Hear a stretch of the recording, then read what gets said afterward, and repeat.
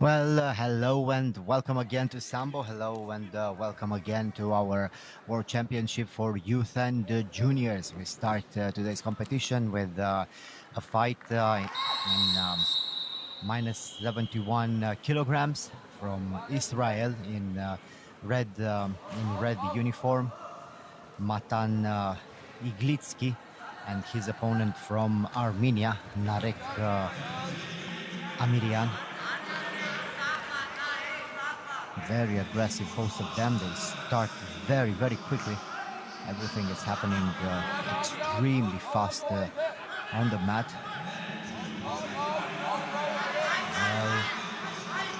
Калимера, уважаемые любители самбо, говорит и показывает Салоники. Третий день первенства мира среди юниоров, юниорок, юношей и девушек. И сегодня еще один яркий и заключительный день. Самбисты подарят любителям этого прекрасного вида борьбы. Итак, первая встреча в весовой категории до 88 килограмм среди юниоров.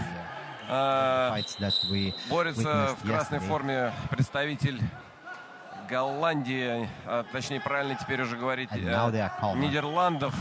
Убрали официально представителя этой страны название Голландии, теперь Нидерланд. Итак, этот спортсмен с такой говорящей фамилией Вольф, почти волк. И его соперник из Беларуси Байматау. Уверенно белорусский спортсмен. Байматов очень уверенно отборолся, выиграв свою встречу досрочно.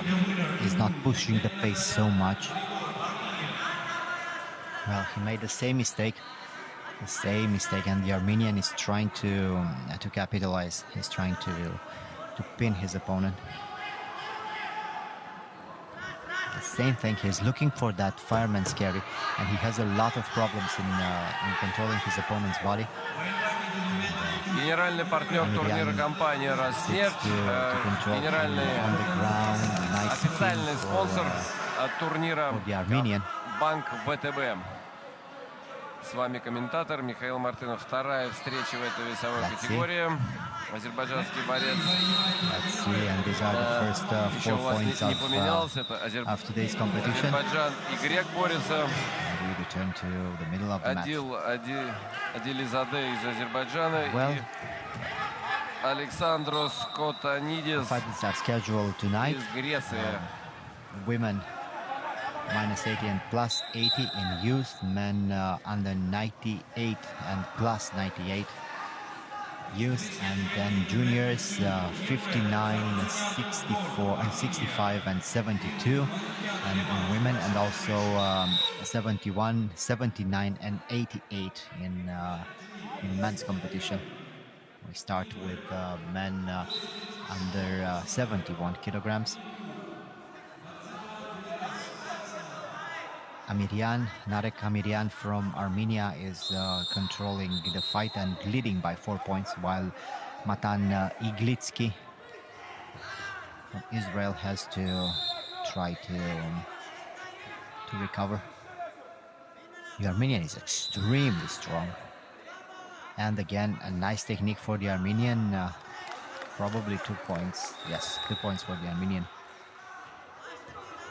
The Israeli wanted to attack a fireman's carry 2 or 3 times. It didn't work, and now the Armenian succeeded to use a fireman's carry against his opponent. It was a very, very nice try and a very nice technique. And now the Armenian looking for the inside trip.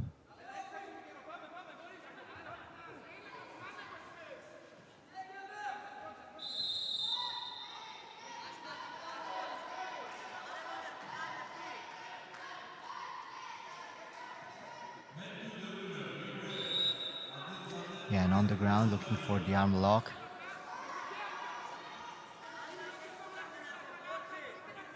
But they stayed too long on the ground.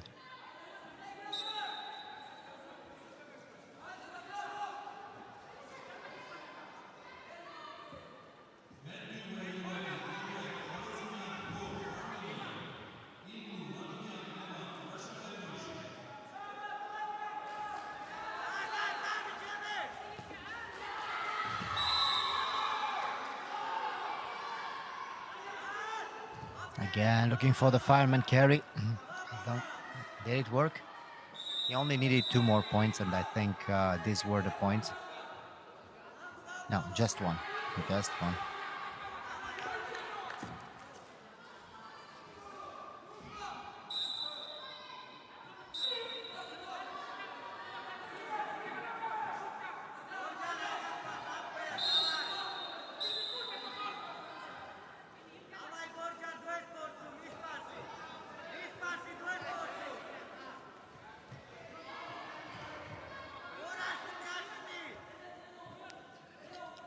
Still.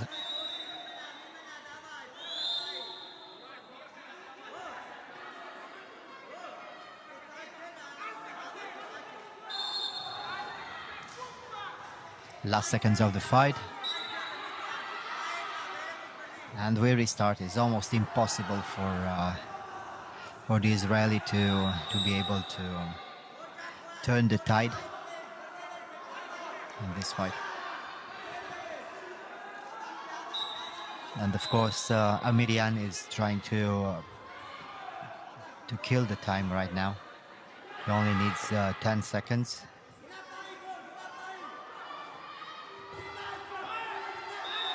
Good defense for Amirian in the very end of the fight, and we have the first winner, Narek Amirian from Armenia. Armenia had a pretty good team, and so did Israel so far. Some very interesting fighters, and the future looks promising for both these nations.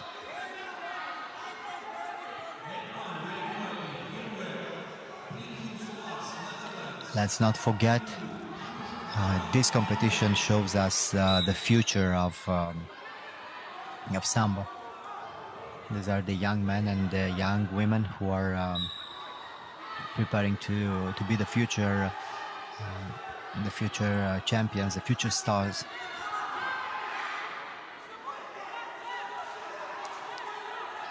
Brinkhuis from the Netherlands, and Roman Trush from Ukraine. In red, the Dutch fighter. In blue, his opponent. Ukrainian is looking very, very quickly for an arm lock, and now he tries to control the fight on the ground.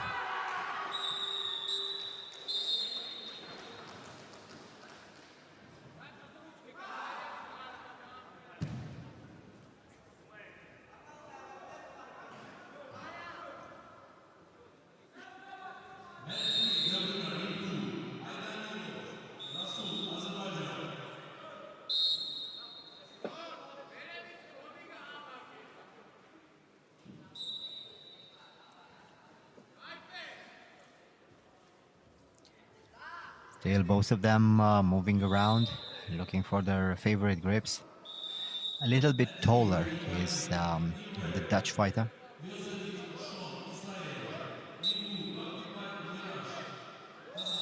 He has very, very long legs and very long arms. This can help him for submissions. The longer legs and longer arms are easier to use for submission hold, especially for arm locks or other types of entanglement. Nice technique for the Ukrainian. Only 1 point scored, but the technique was very neatly done. He just went for the inside trip. And here we are, starting the fight. Ukrainian is looking for the grip. He tries to control with a double lapel.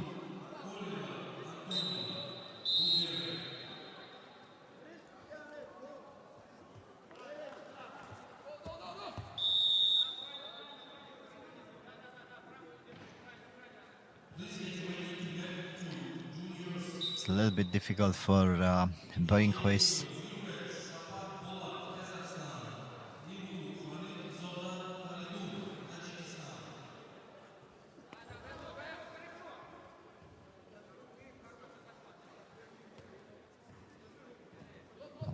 again trying to attack the arm is the Ukrainian from the bottom.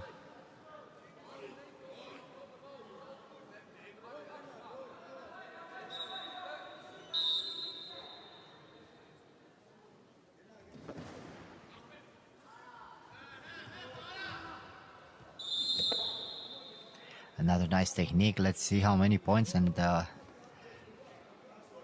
Dutch fighter is overpowered by this aggression, and he doesn't know exactly how to defend himself. Look again, and I think this is it. Ukrainian was just too much for Lars Brinkhuis. It was a huge difference, huge technical difference. Because it's not only the power, is also the technique. Ukrainian was just too good. He knew exactly what to do, how to attack the legs, how to control the whole fight. And now we prepare for our next fight from the USA, Taylor Weber against a fighter from Kazakhstan, Duisenov Beksultan.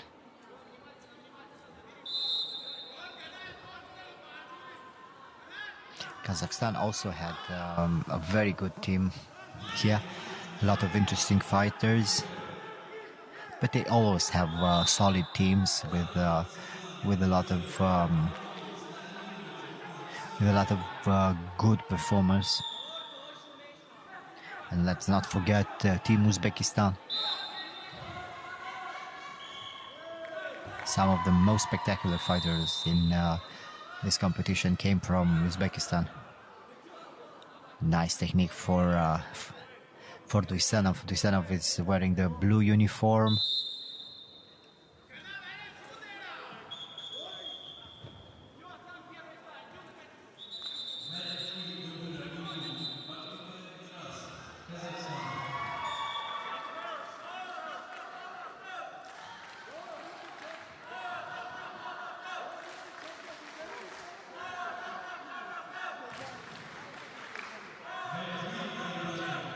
Good lapel grip for Weber. Duisenov moving around, trying to control him. He was looking for an opening for an arm lock, and he had to try to settle for an ankle lock. But they were already on the outside.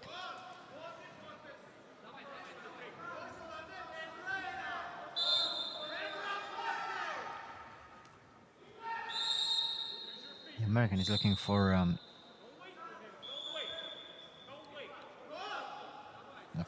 very high grip.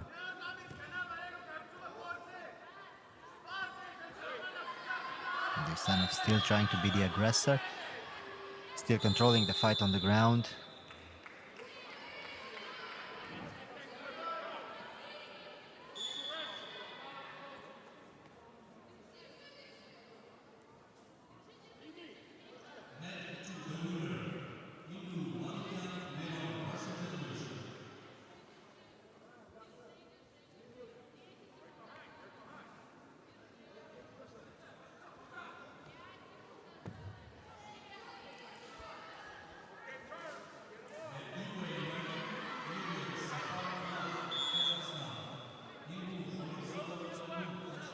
Let's see, a few more seconds.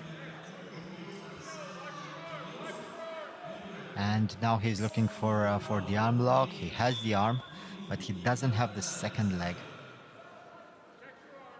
He lost his pinning opportunity, and now he's looking for that arm.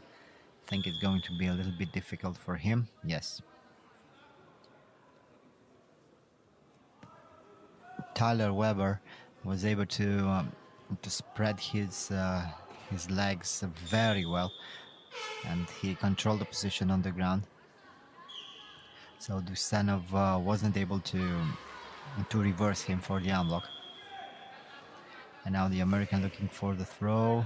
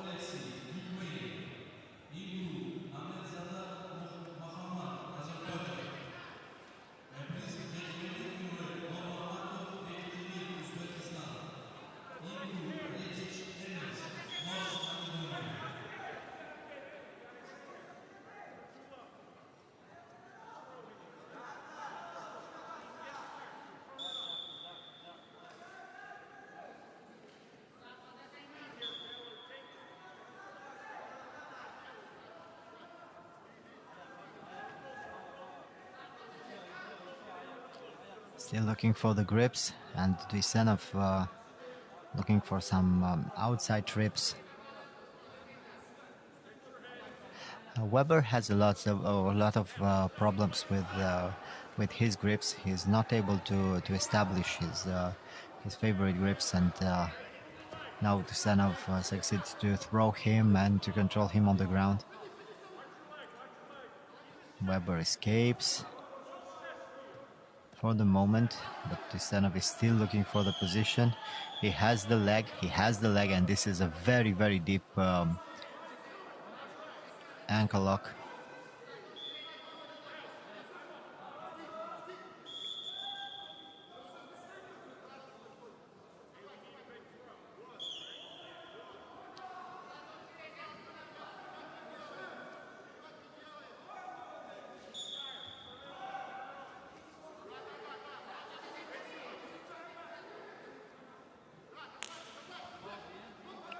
Dusanov with the lapel grip and trying to control the sleeve also.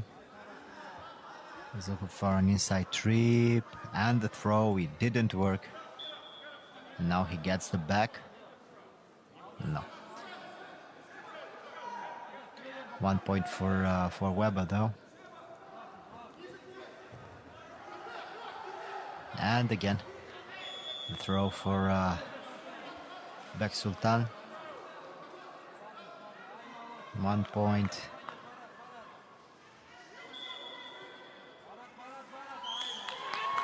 Weber is still fighting, but it's a little too late right now. Less than 10 seconds left, and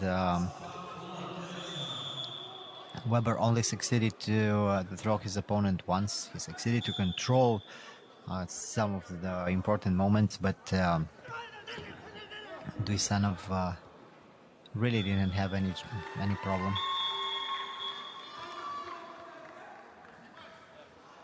And this is it, the end of the fight.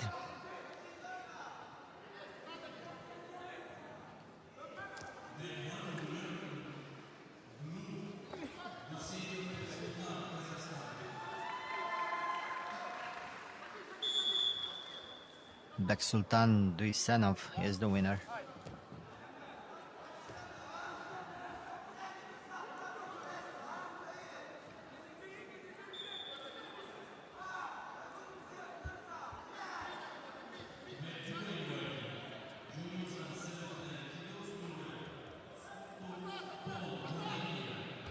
And our next fight,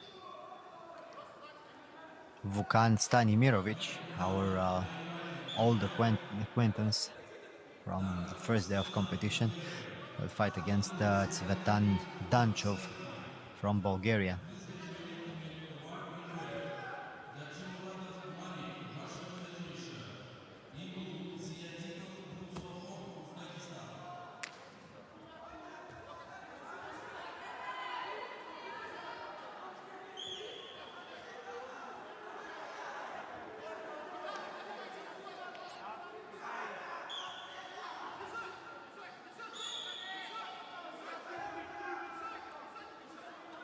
The Bulgarian in red uniform, his opponent in blue.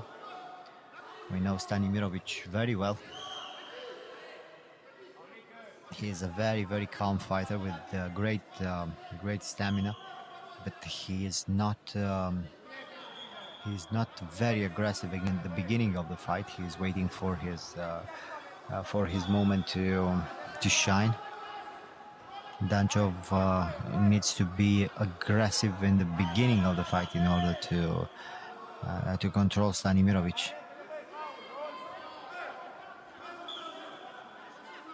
And if I remember correctly, Stanimirovic fought a Bulgarian in the first day of competition. I'm not quite sure, but I think he had a very good fight against another Bulgarian.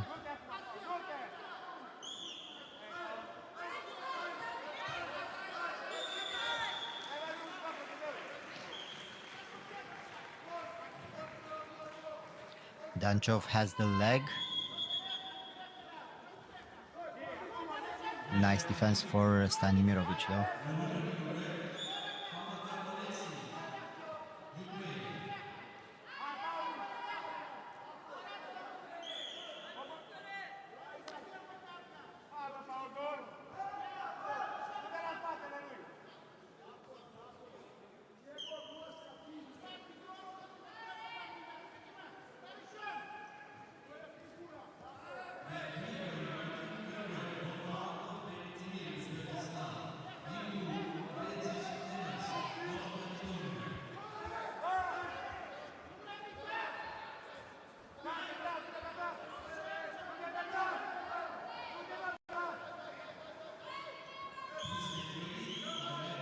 Let's see.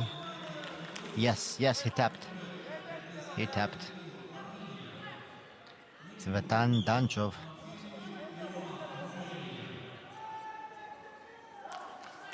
As exactly as I presumed, Stanimirovic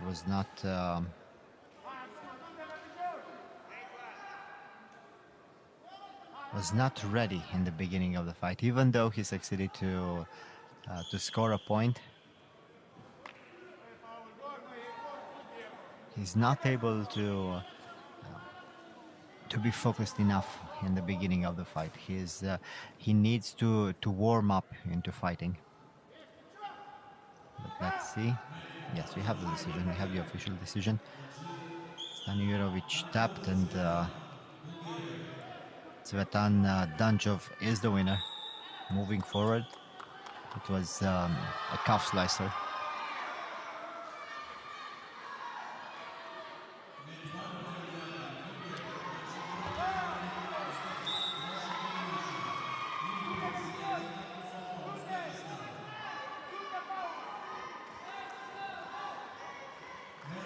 And moving forward, Uzbekistan against Russia.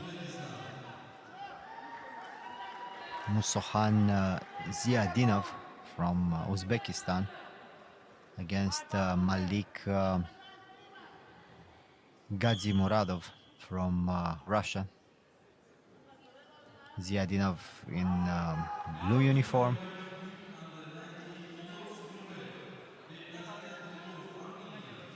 And Gazimuradov in red. Well, here we go.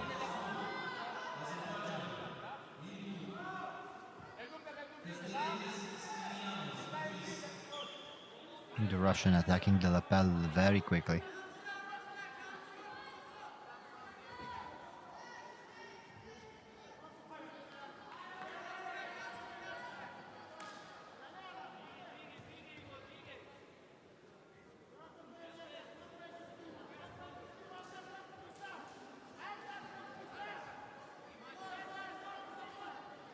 He has the lapel, but he's not moving around too much.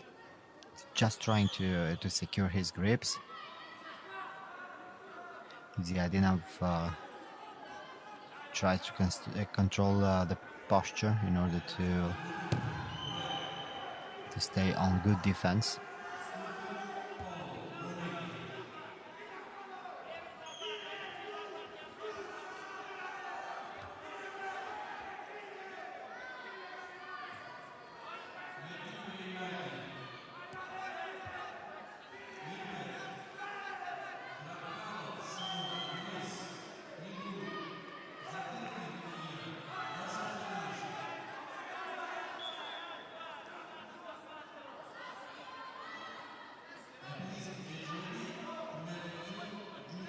Still the same thing. The Russian looking for his grip and the throw. I don't know how many points.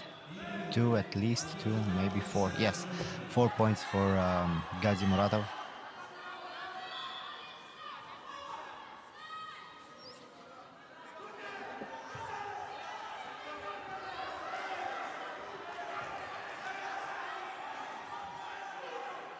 Ziadinov on the ground looking for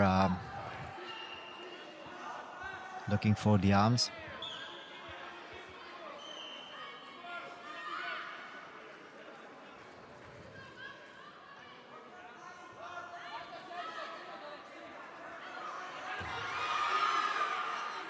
And again, the same thing, but Gazi Muratov succeeds to throw right now and starts the pin. No, they were already out.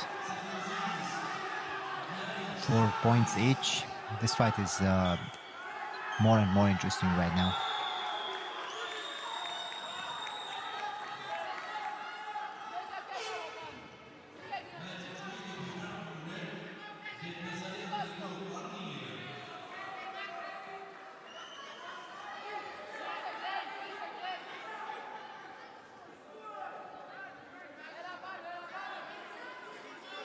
Looking for the outside sweep, Gazi Muratov.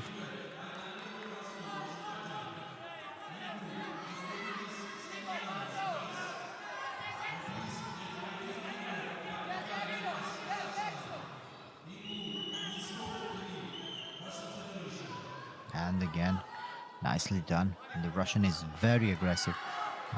That technique wasn't scored, but showed a little bit of dominance, and he needs this to boost his confidence. He had a very good throw in the beginning of the fight, and then his opponent succeeded to score a similar technique.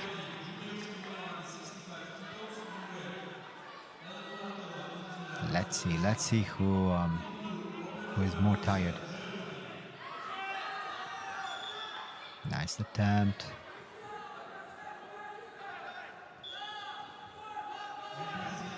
And a good reversal. He was looking for the referee behind him. Yes, he tried to reverse Ziadinov and to look for a submission, I think.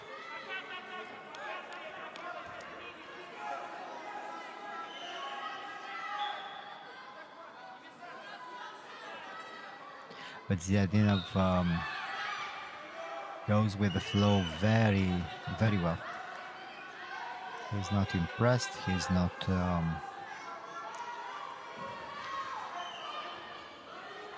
giving up. He's just hanging in there and looking for his own strategy.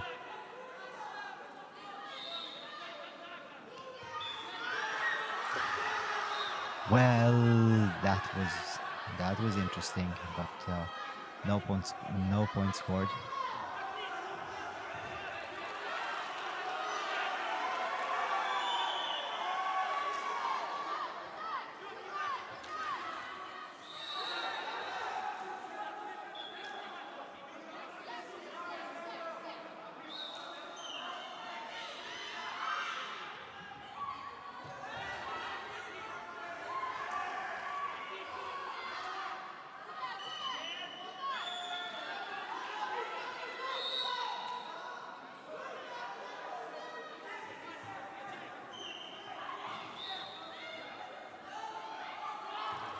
Very aggressive, but Russian succeeds somehow to hold on the leg.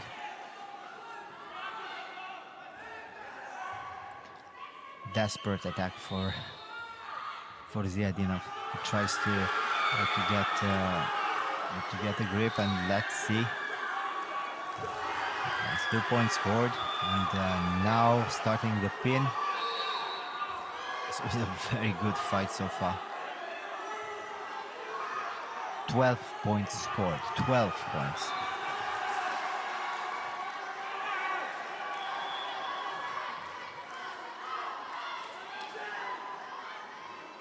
The time passes. And this is it. This is what being determined brings you. You need to believe in yourself and you need to fight to the end. Gazimuradov didn't do that, but Ziadinov fought to the last second of the fight. 12 points scored in this fight.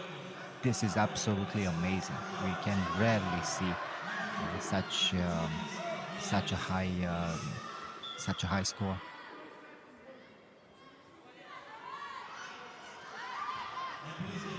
It was non-stop action and it worked very good for Ziadinov. Let's see what he will do next.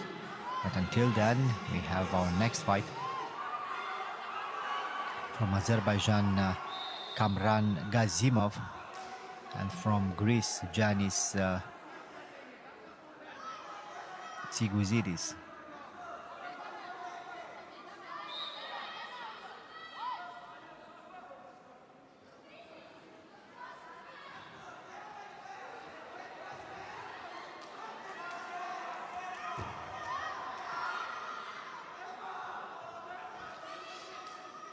Yes, there were some problems with the mats. The girls from different weight class tried to occupy this mat. Of course, they didn't know exactly which mat is which. But now the fighters are on the mat, and I really hope they found their own mat. Gazimov in red uniform, Tsiguzidis in blue. Nice technique for the Greek. Nice technique. Only 2 points, but it was very, very well done.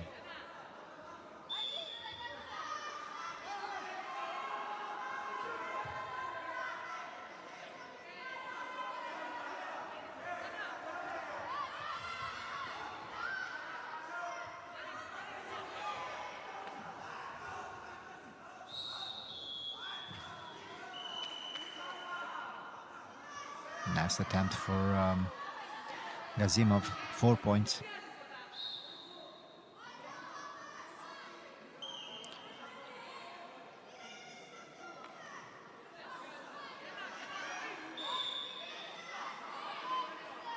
Again, a very, very open fight with a lot of techniques.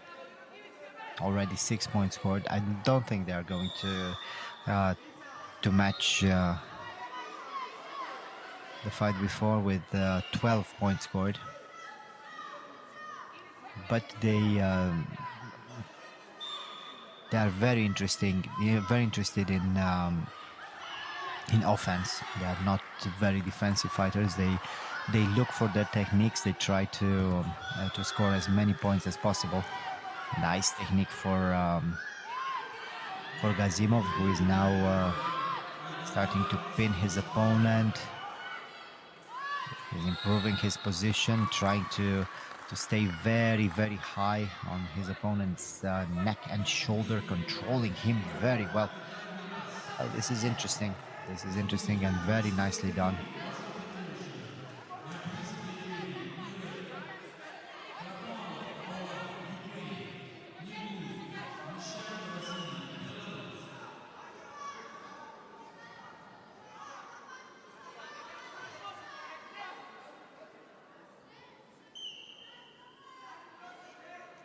(9-2).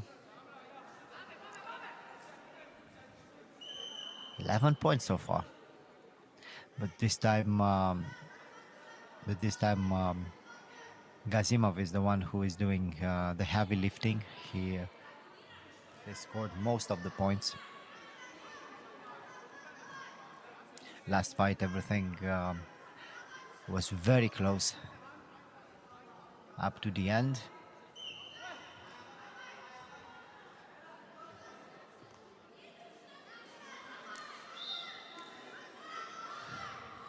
It's going to be almost impossible for Tsiguzidis to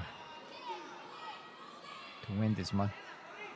Gazimov was really hoping that that technique will be scored. It never happened.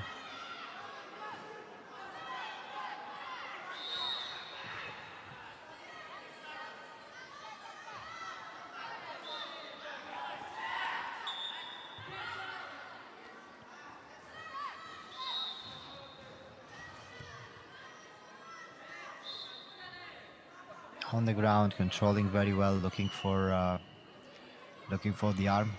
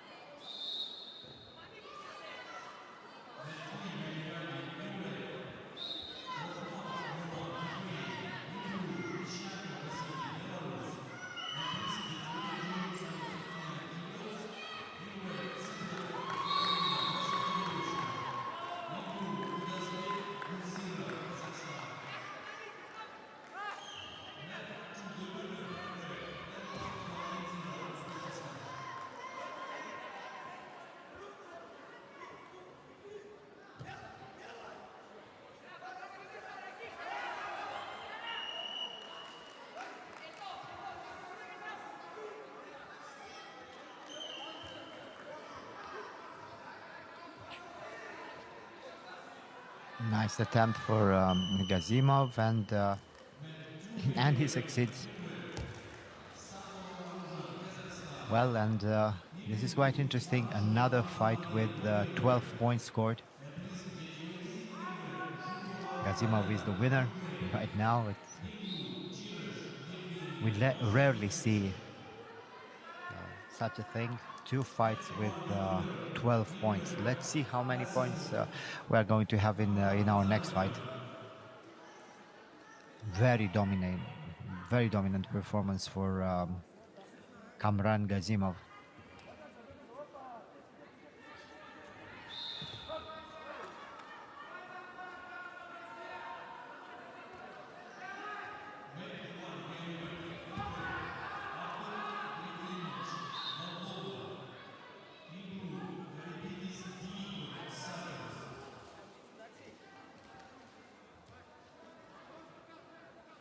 And moving forward, in the red uniform, Artur Gergelinik from Moldova, and his opponent Dimitrios Karpidis from Cyprus.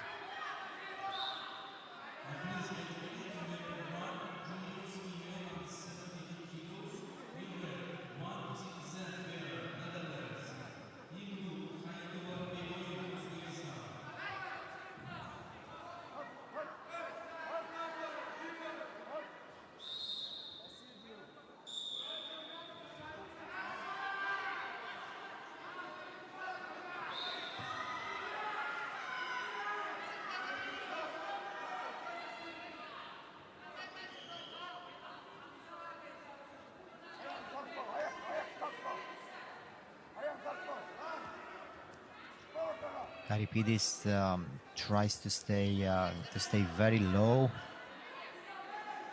but his opponent succeeds to move around very well.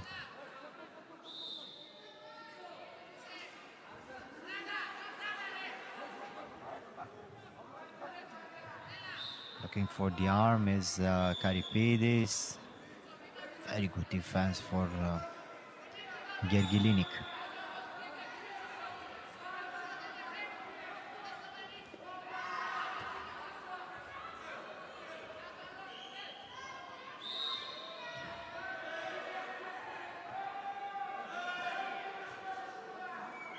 He lost the position. He was looking for the arm lock. He repositions himself, but the arm is out. The arm is out on the ground. Nice defense for the Moldovan.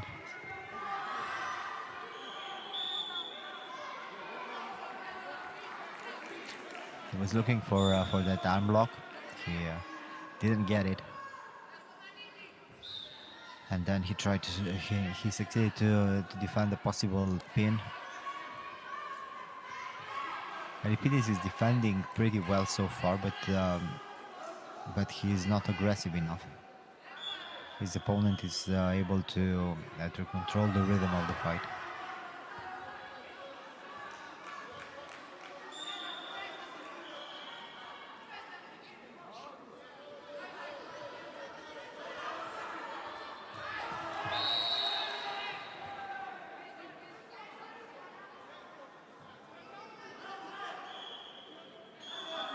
Tried to roll into an ankle lock, but he lost the position.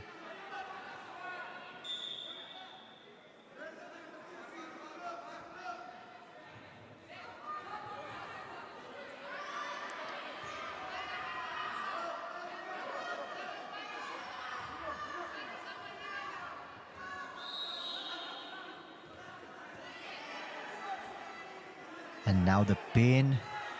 Good position. It's almost there, but he lost it, and now he's looking for the arm lock.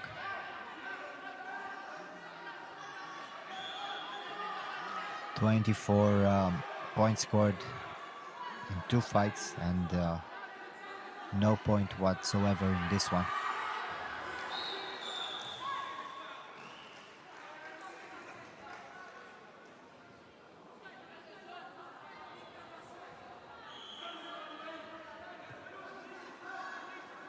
An ankle pick,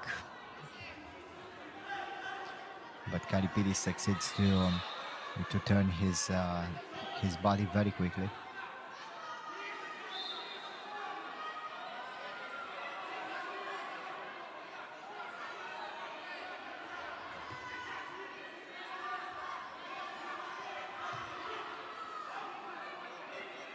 For sure, the Moldovan is the aggressor, but it's a pretty sterile aggressivity.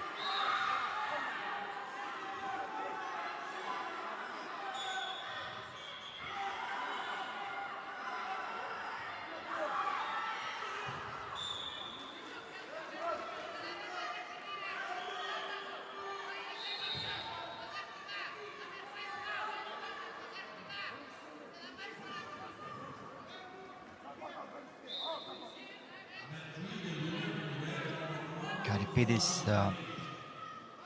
trying again to attack. Gergelinik is defending pretty well on the ground.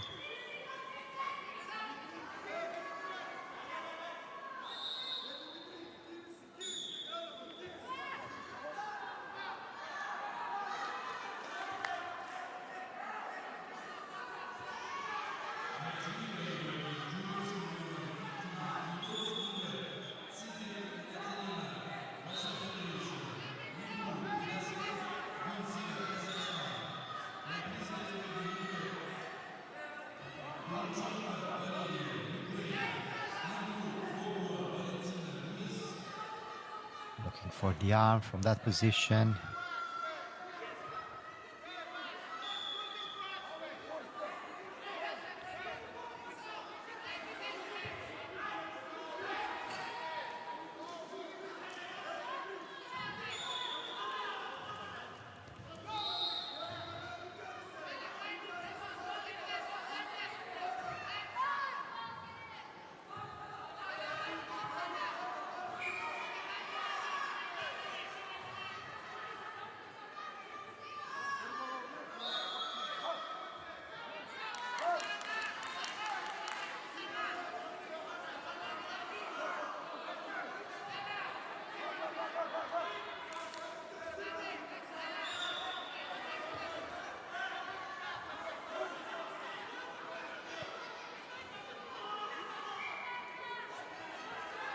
Karipidis looking for the sweep, and Gergelinik succeeds to control him on the ground. Nice pin for the Moldovan.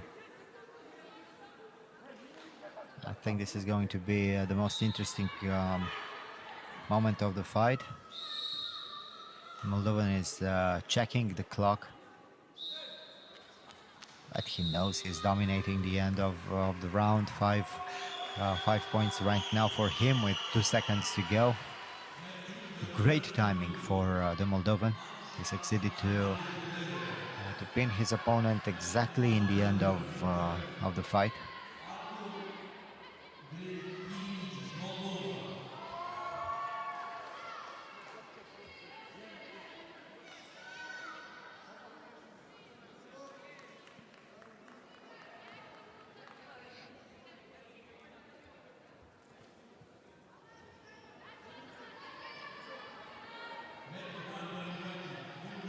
And we prepare for our next fight at the 72 kilograms in women's division from the Netherlands, Van Sant Vera, and her opponent from Uzbekistan, Haitova Begoim, in red uniform, Dutch fighter.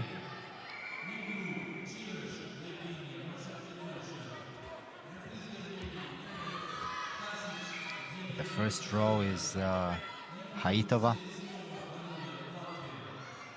4 points already, and now the pin. I think this is going to be a very, very short fight.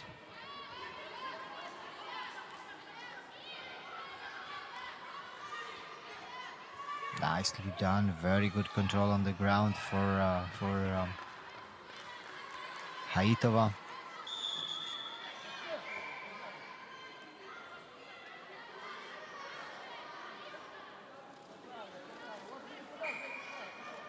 But she lost control.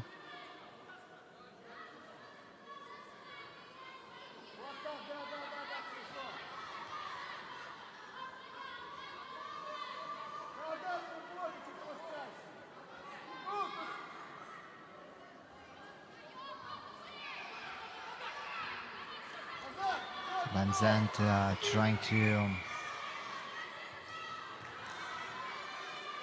No, it didn't work for her. Nice technique for Haitova. Nice technique for Haitova. She was just hunting the mistake, and she succeeded to throw her opponent again. It was a little bit longer than we expected, but no chance for Van Sant. Moving forward from Serbia, Ivana Gordic, and her opponent from Russia, Ekaterina Darashenko.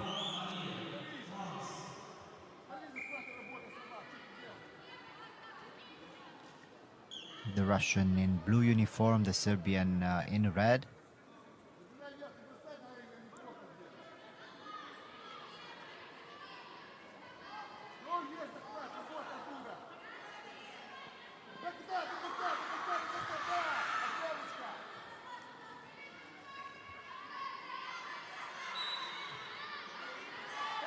And here we go.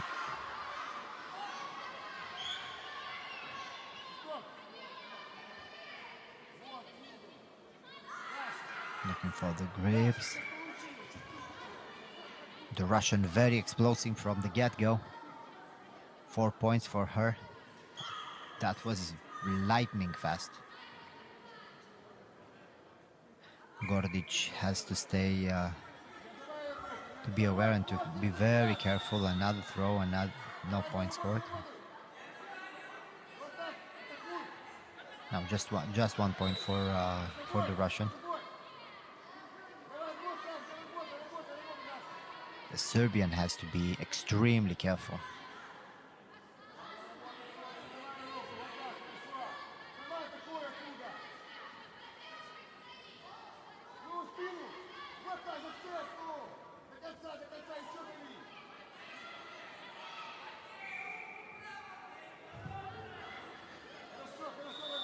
And another one.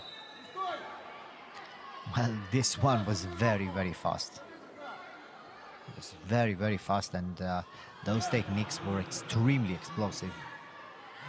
This young lady is a very interesting fighter, very explosive fighter, very technical fighter also.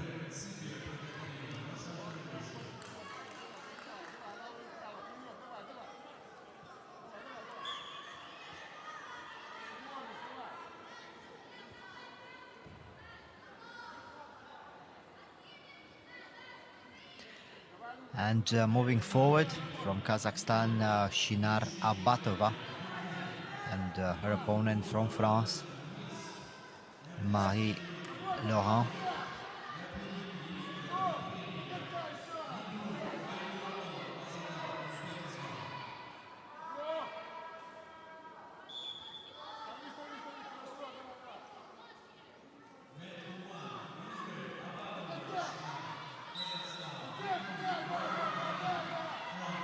here we go.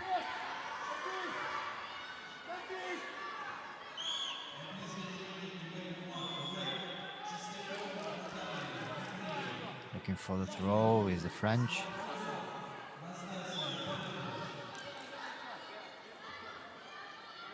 Batova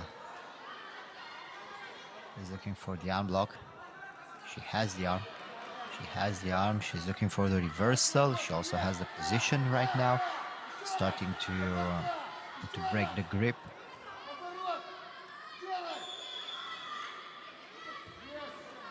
Still defending is Mariluan.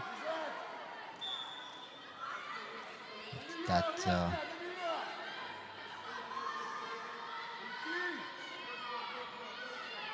it can be done. It can be done. Can be a belly down arm lock.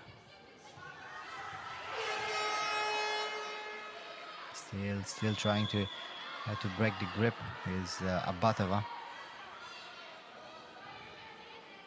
And maybe now she could try to reverse her opponent. Yes, this is exactly what she wants to do. She wants to position her second leg for a reversal, but it was just too late. Great defense for Mariluan.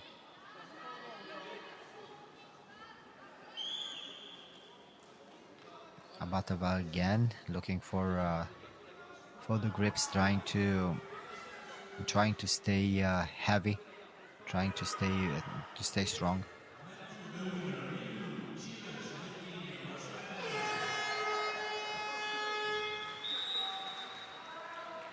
The French trying to get her opponents back.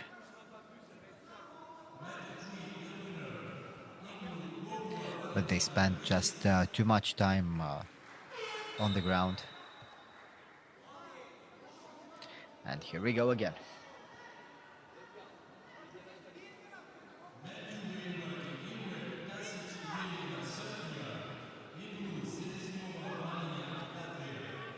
Good grip for Abatova. Laurent looking for an outside sweep.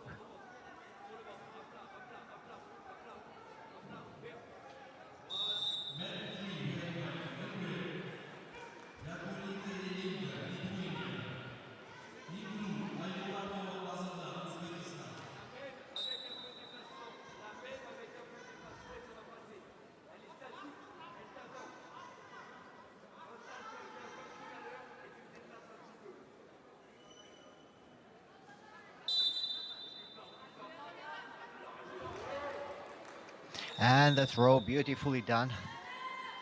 Only 2 points.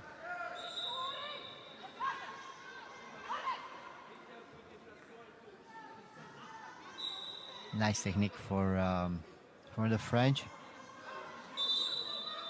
She wanted to stay low to pin her opponent.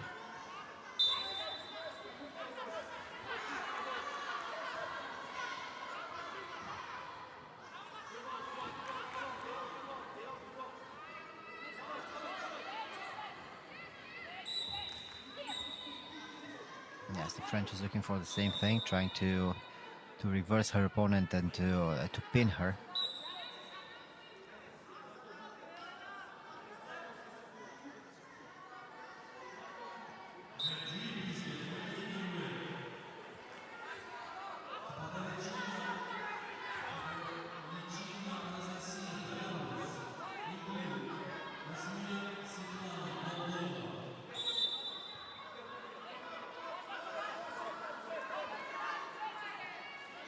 She has the arm.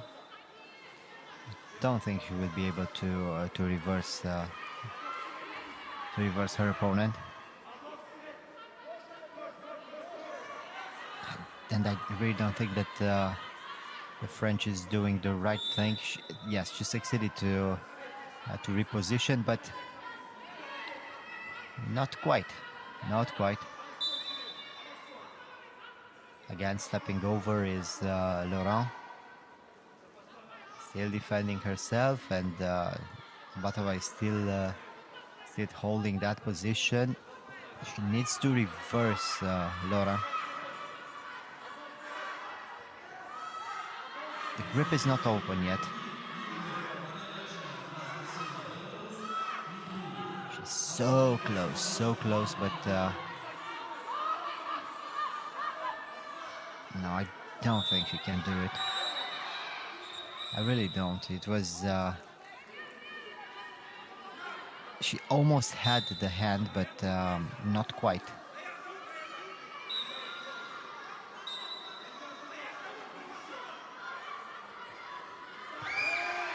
Looking for the throw again. Laurent, it worked for her again. And now she tries to follow with the pin.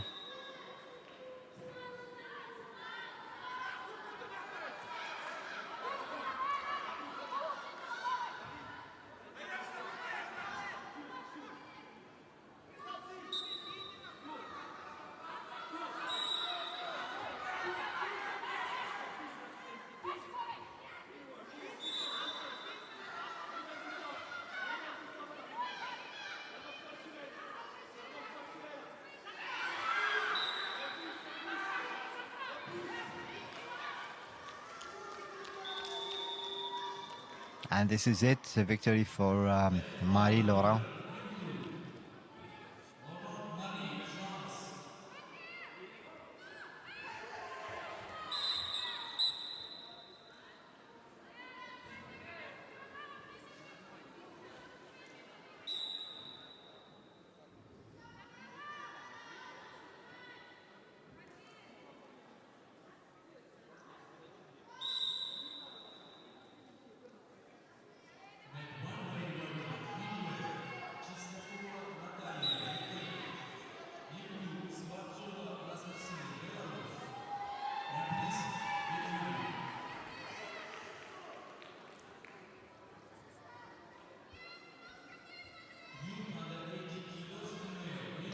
Moving forward, Belarus against Ukraine.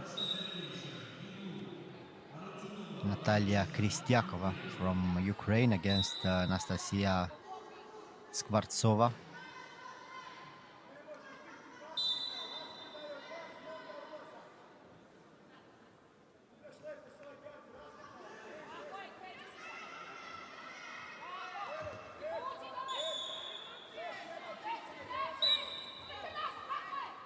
In the red uniform, the Ukrainian. In blue, the Belarusian. Very aggressive Ukrainian from the get-go.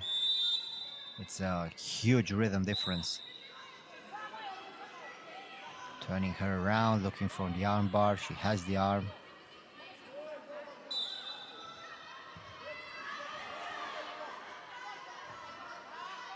She repositions herself. It's going to be pretty complicated to break that grip. Skvartsova is defending very well, moving with the flow, and keeping all her weight on her arms. She almost opened it. She's so close right now. It's good defense for Skvartsova. But the Ukrainian is relentless, looking for the arm lock, looking to break that grip. And she tapped. Yes, beautifully done. Beautifully done. Kristiakova was relentless. She attacked the arm, and once she had the grip, she never let it go. Even though Skvartsova was defending very well, moving around, succeeding to keep her weight on her grip, but it wasn't enough. The second Ukrainian, but now we move up in weight class. Women under 80 kilograms.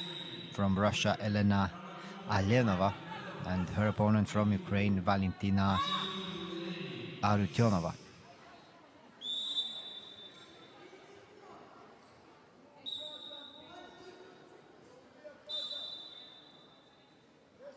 The Ukrainian in blue uniform, the Russian in red.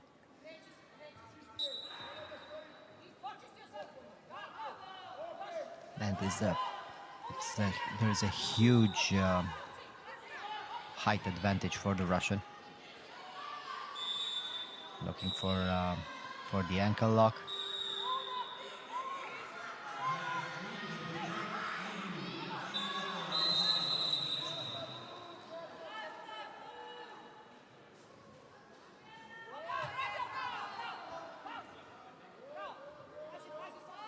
And the victory, another very quick victory.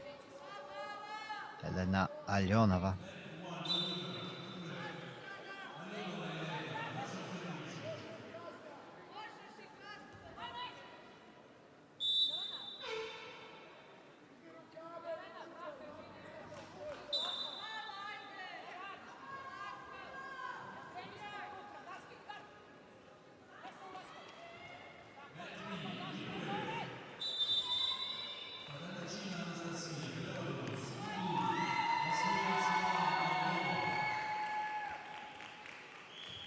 Polina Khramatneva from Belarus against Eleni Mihailidou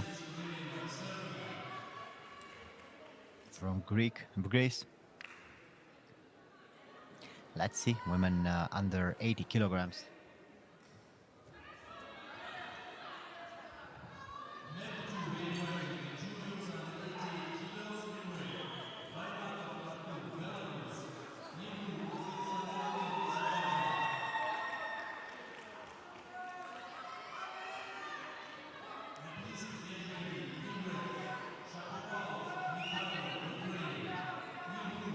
Well, and here we go.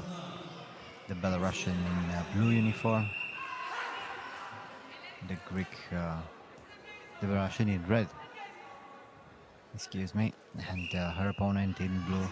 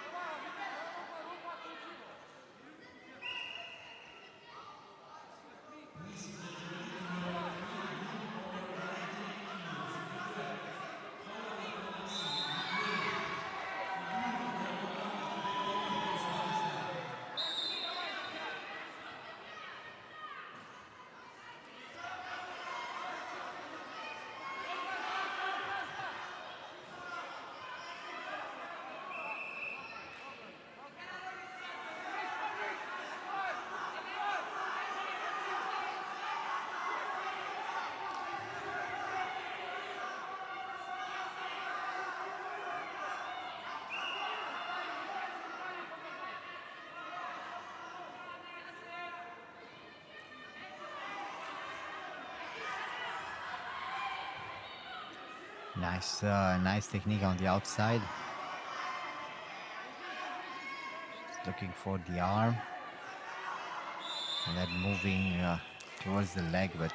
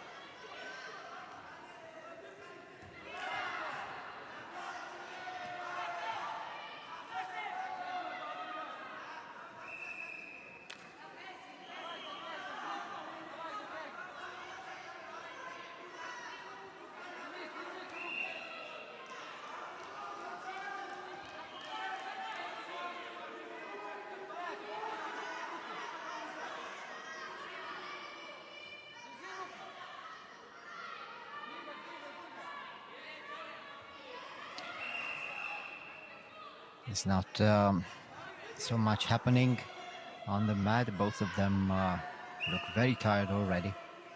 1 point scored for Khramatneva. And again, the same thing, looking for for the same thing.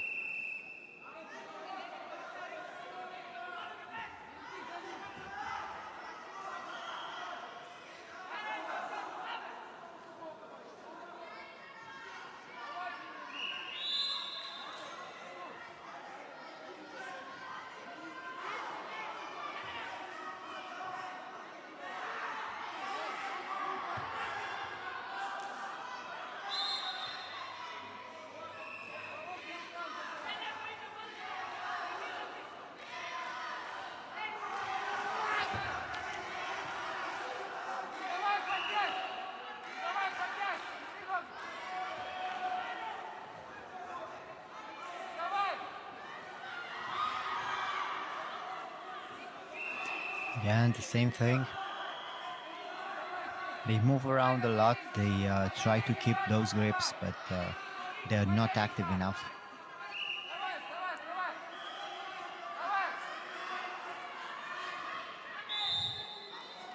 Very slow moving, both of them. Another attempt, and they fall on the ground. 1 point for Hramatneva. Now 2 points for Hramatneva.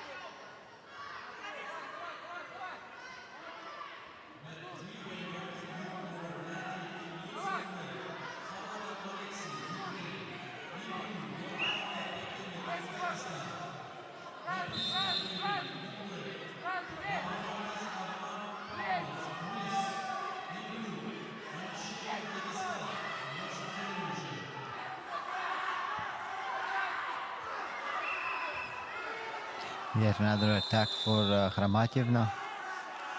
Mihailidou is just moving on the mat. She's not trying anything.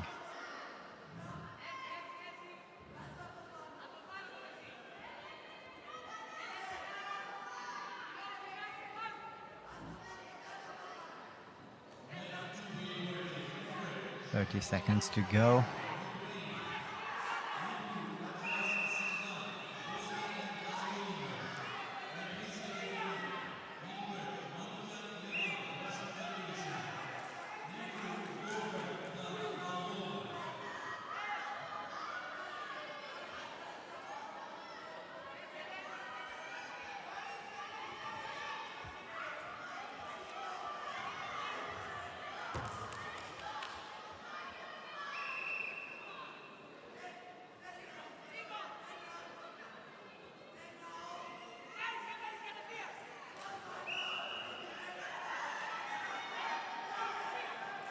The last seconds of the fight, and a victory for Hramatneva.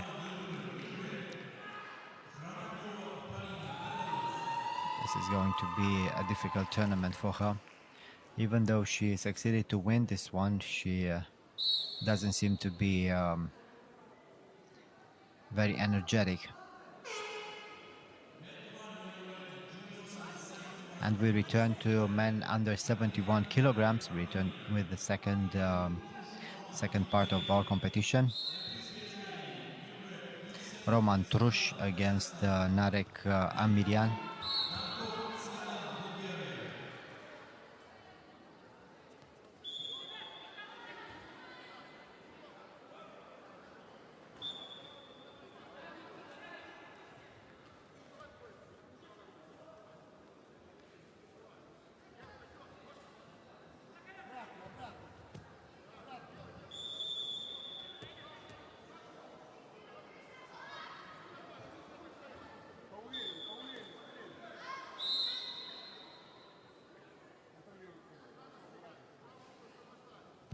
Amirian in red uniform, Trush in blue.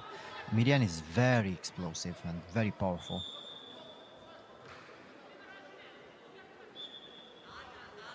Let's see the same rhythm as in the first fight for Amirian. He's moving a lot. He's trying to position himself in the best spot possible.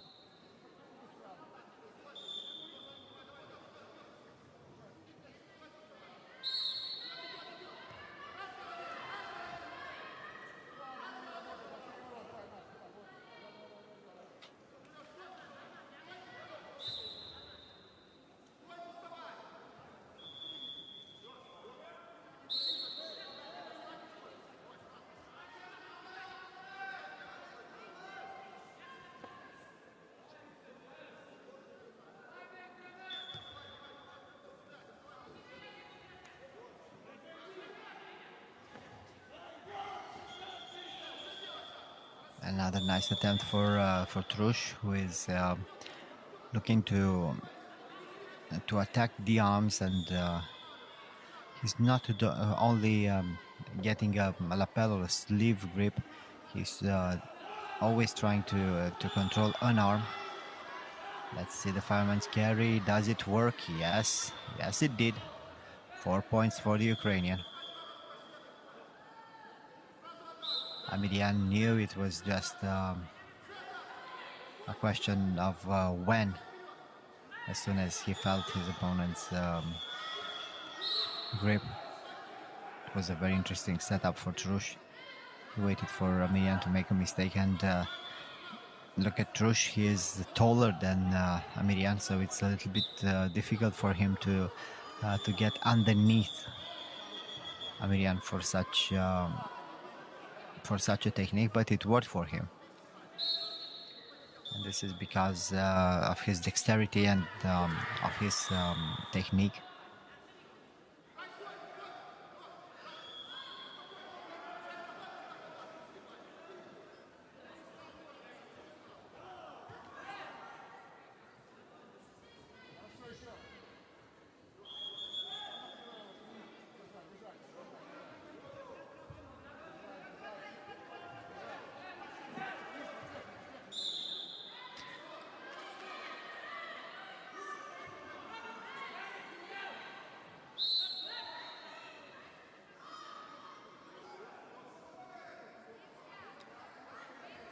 The Armenian is looking to reposition himself for the throw.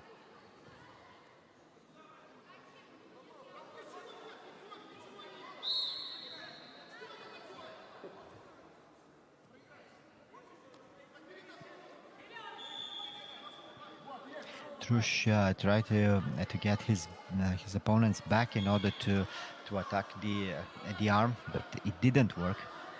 Amirian knew what was going to happen and continued to roll on the ground.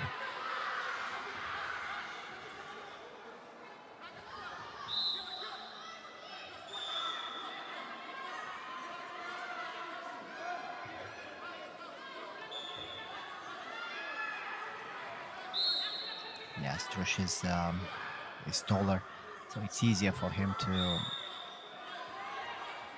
defend from that position. Now he almost had the arm, and he tried to roll into an arm lock. He lost the grip, and he didn't continue.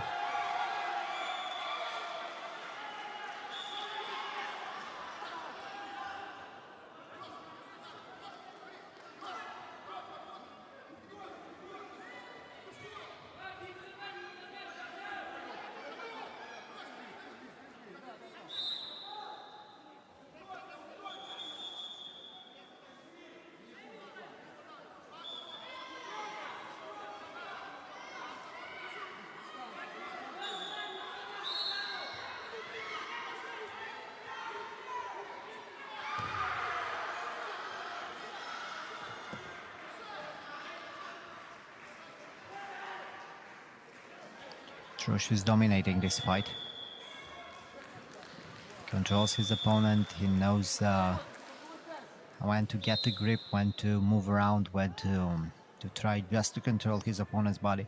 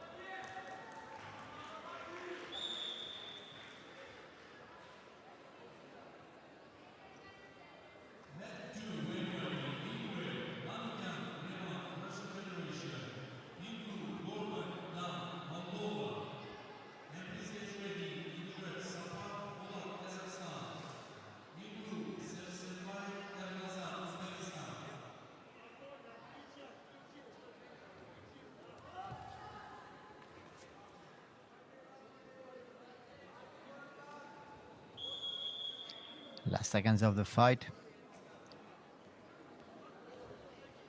This was a very, very difficult fight for Amirian. Nothing worked for him.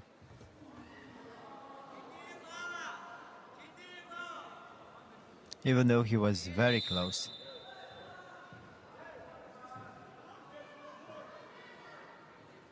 That was a nice outside sweep, 2 points for Amirian. But Trush is moving around and trying to control the rhythm. Last second of the fight, and this is it. Victory for Roman Trush from Ukraine.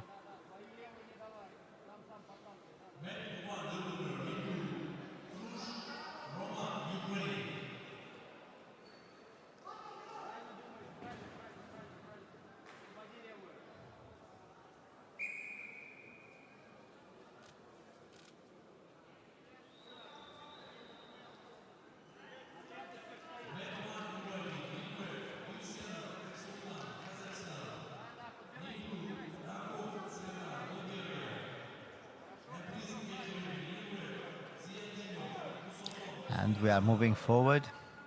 Danchov against Dusanov. The Bulgarian had a very, very quick victory. Dusanov in red uniform, Danchov in blue. And let's see.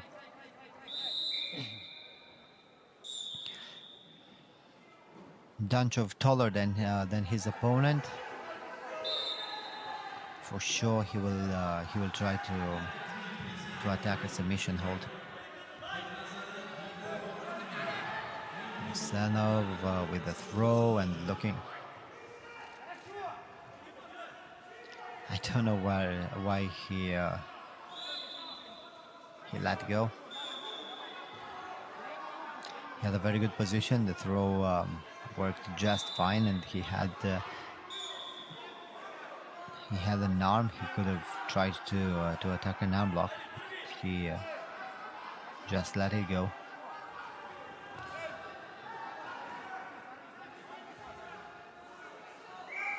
Another good moment for Dusanov.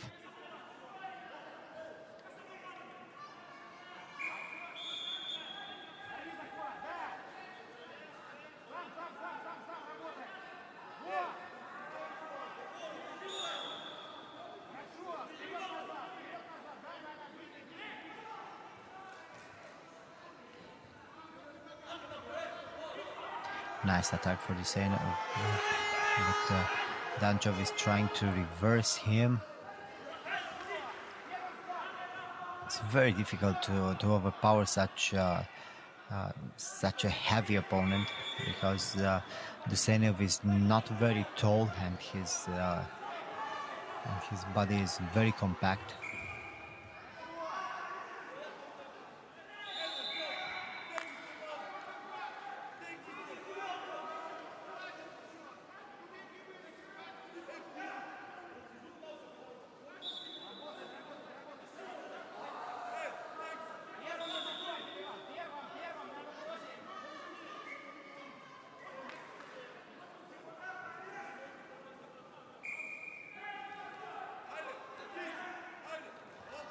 Duseynov is trying to keep that lapel grip.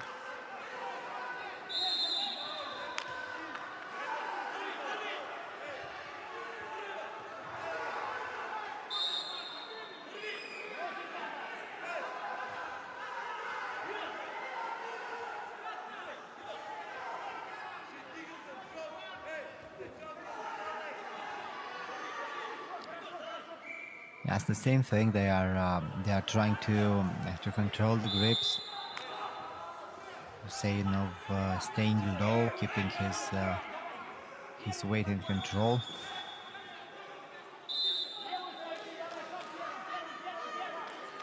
And Danchov is the one that really needs to attack.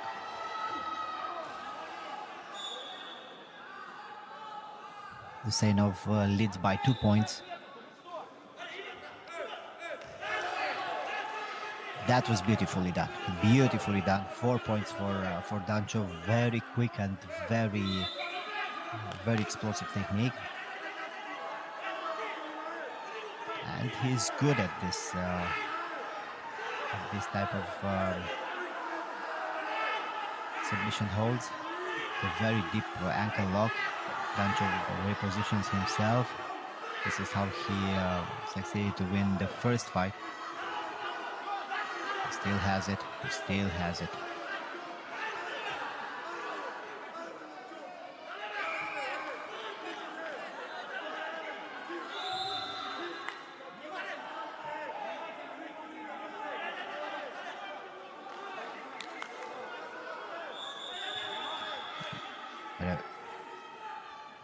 Duseynov succeeds to escape by moving outside of the mat.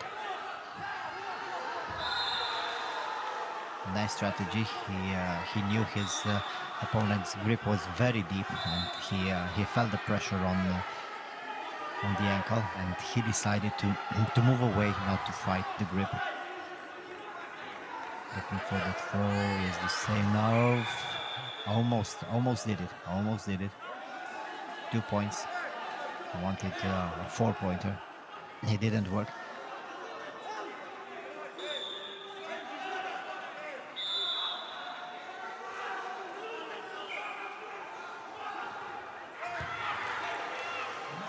And another one, nicely done, and now into the arm lock.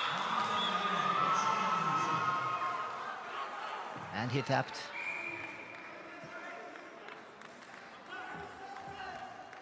Nicely done for Beksultan Duseynov.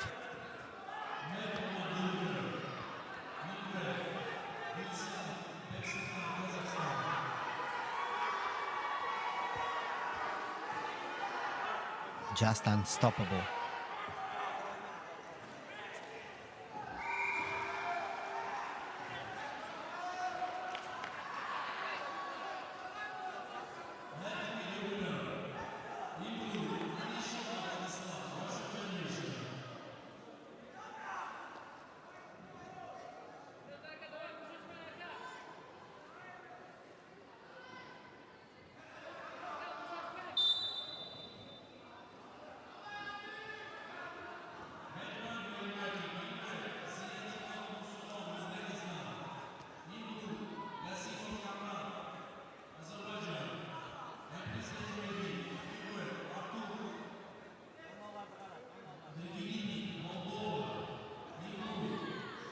This one is going to be very interesting. Ziadinov and Gasimov, both of them extremely technical and very powerful young men. In red uniform Ziadinov, Gasimov in blue, and I really like how they both started the fight by moving around. Looking for a single leg is Ziadinov.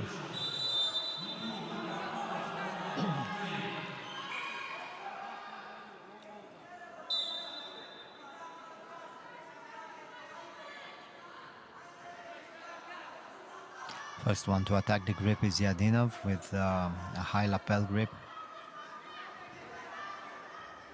A mirror response for Gasimov, who is looking for an outside sweep.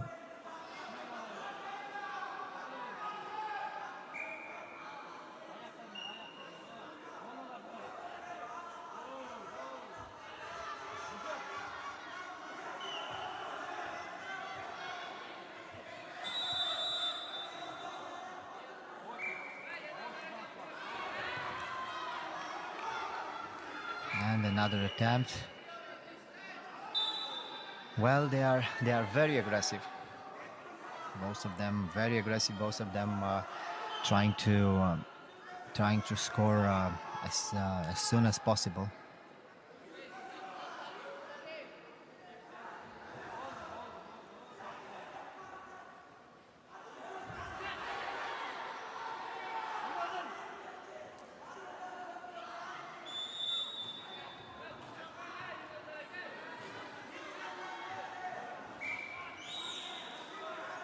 Looking for the inside trip.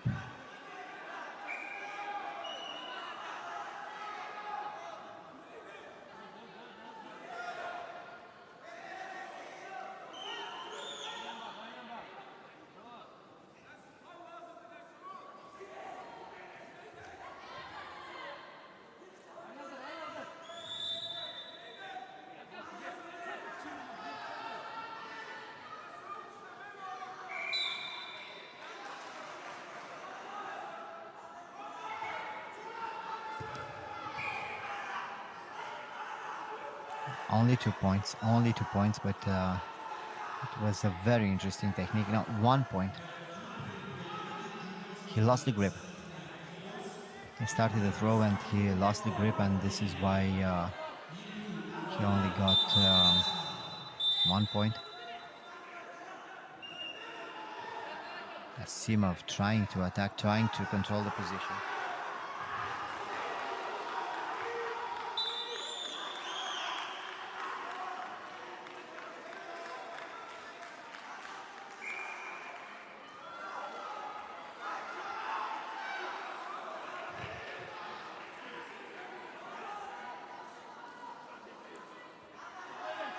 Let's see, we have the instant replay, and it's always useful. Everything happened so fast, so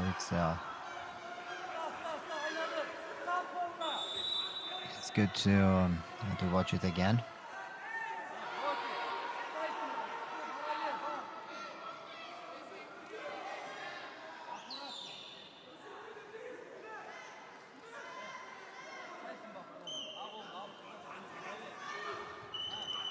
Everything stays the same.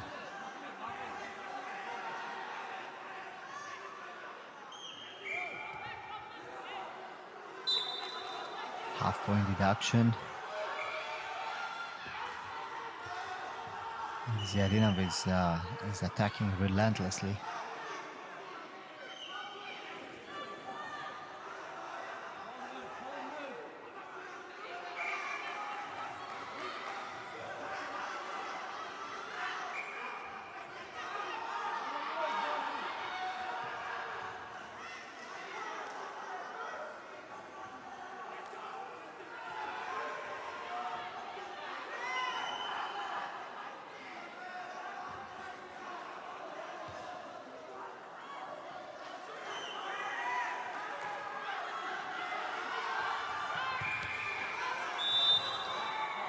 And this one was a good one.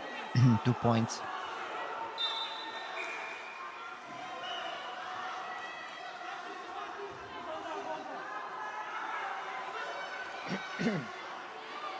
Back in fight, Gasimov with this nice throw.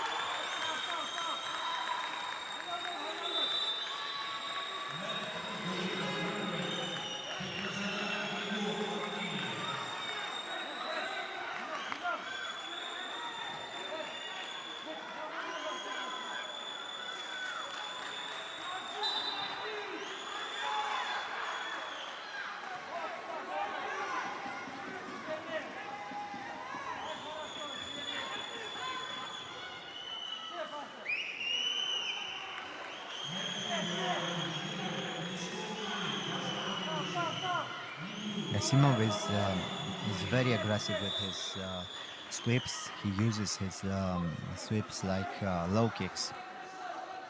Ziadinov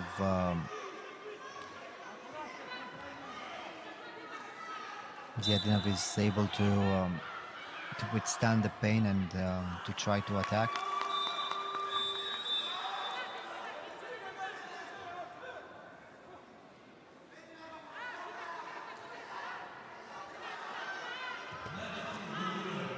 And the throw. Let's see how many points. 1, maybe 2.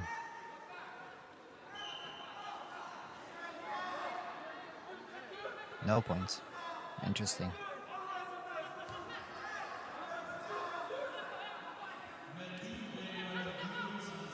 Last seconds of the fight.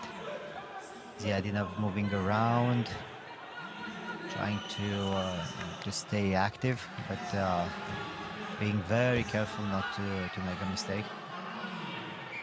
7 seconds to go.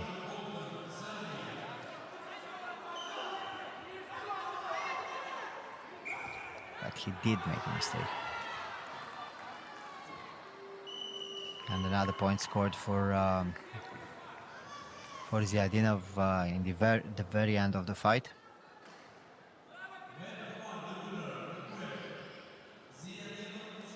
And he wins this one.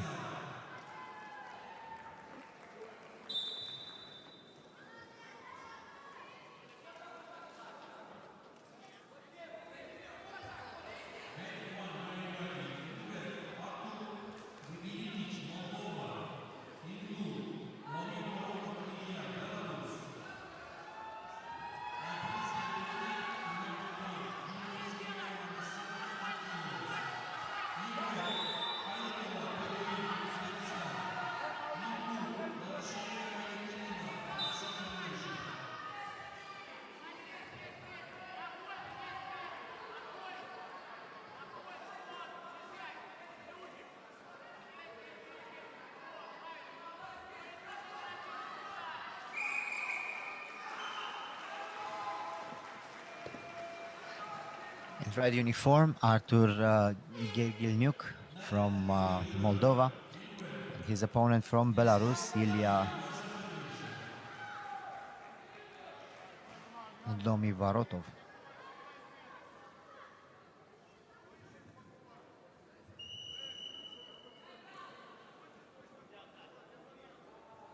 The Belarusian trying to stay heavy on his opponent, trying to make his opponent wear his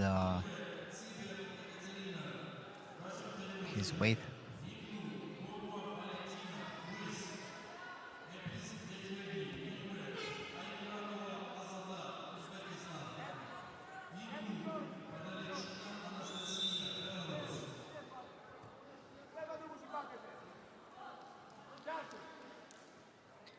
The arm lock, let's see.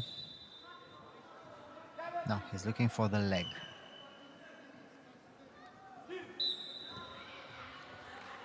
He started with the arm and then decided to go for the leg, but the referee wasn't so happy with this decision, and he stood them back up.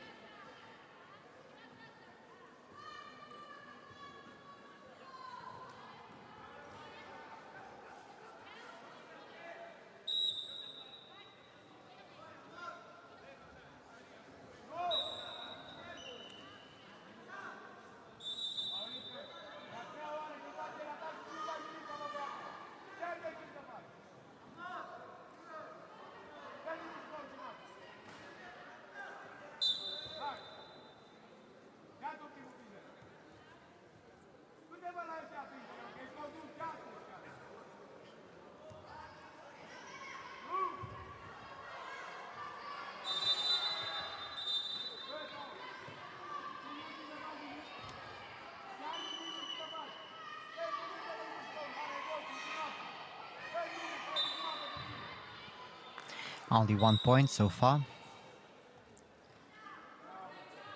Varotov He's leading, but it was only a point deduction. It wasn't really a point scored.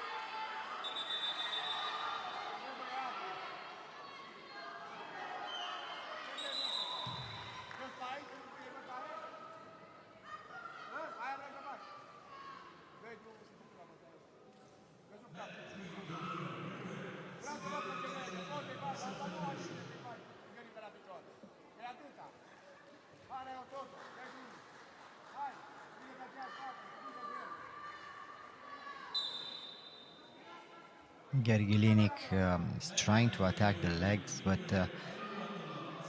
he doesn't really succeed. Let's see right now.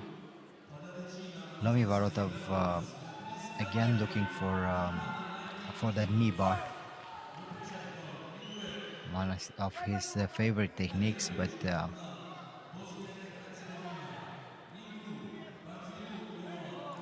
it's very difficult to get that grip.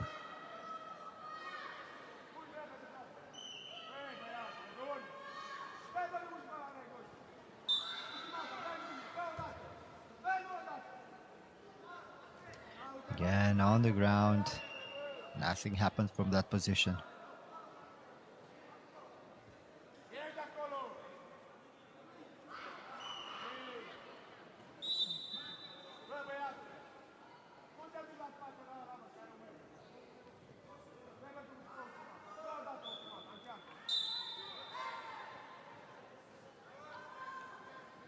Yes, he takes him down. He tries to control him on the ground, but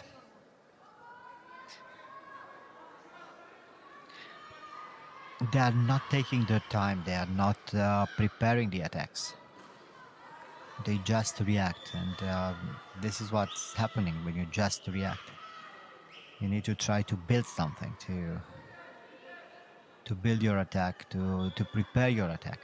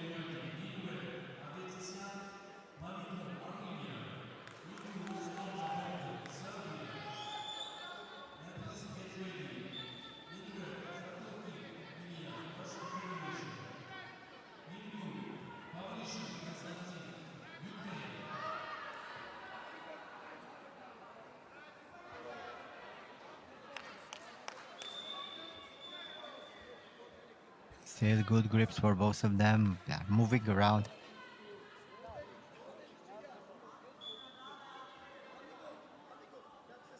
Lami Varotov is again looking for a submission hold. He has the position, but he cannot secure the arm or the leg. This is his problem.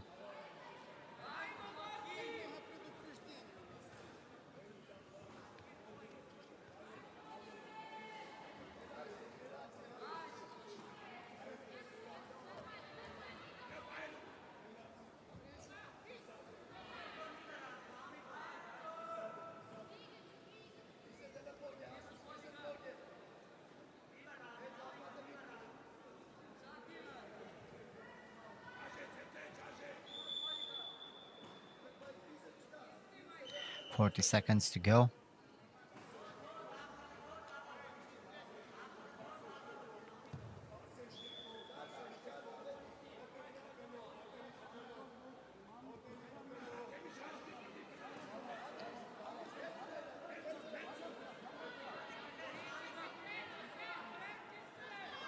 Trying to reverse him into the arm lock, and he tries to get the leg. He's reaching for the leg.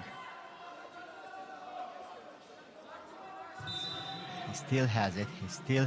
But I don't think Gergelinik will tap. He didn't, but still a victory for Lami Varotov. 2 points for the Belarusian.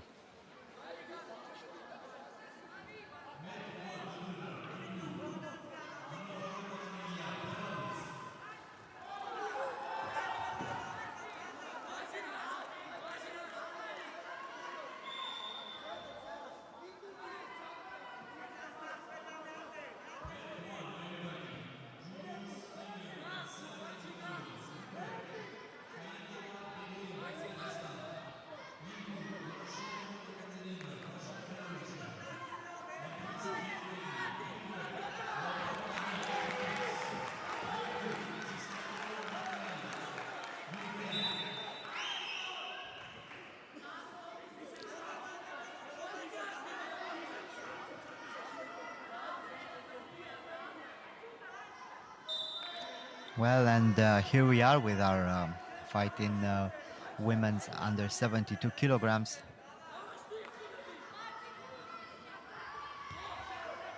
Haitova Begoimin from Uzbekistan against Ekaterina Darashenko from Russia.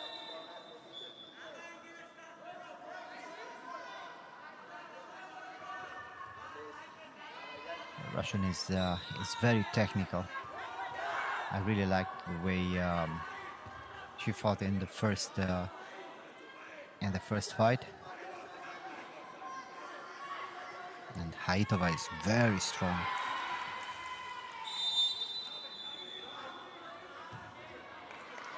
First attack for the Russian. First score. It's amazing. She was so quick in her technique. And now Haitova has to be the aggressor, and I think that the Russian really likes this. She likes her opponents to be provoked, to be a little bit desperate, because like that she is able to do what she just did. She's very quick. She's very nimble. She is able to control her opponent's body with ease, and this is why she provokes her opponents. Some problems with the back number.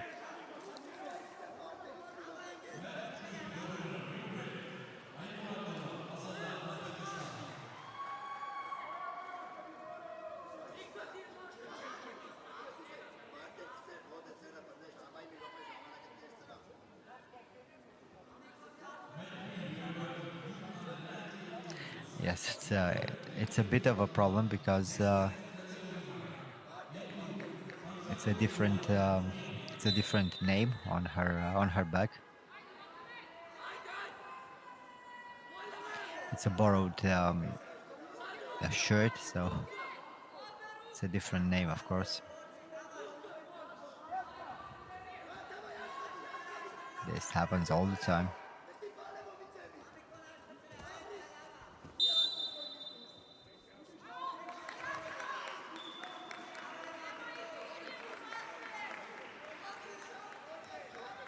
And we see now how important is the EDC for the coaches. You need to have some type of a moldy tool in your pocket to be able to address such a small problem.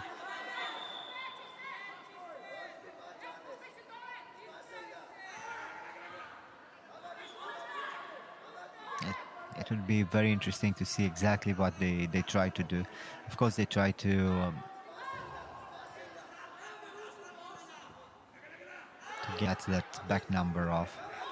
But I think it takes more time than just let her fight with a different name. We all know who she is. It's impossible to make a mistake.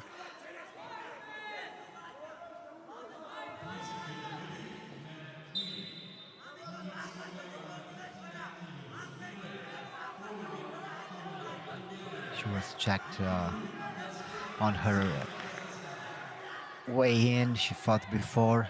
Everybody knows her identity. Well, here we go. No back number. The same person.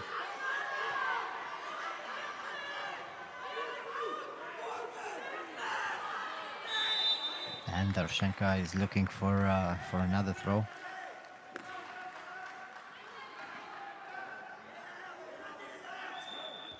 Yeah, 6 points for the Russian. Everything that she wants is happening. Now controlling her opponent's body with ease.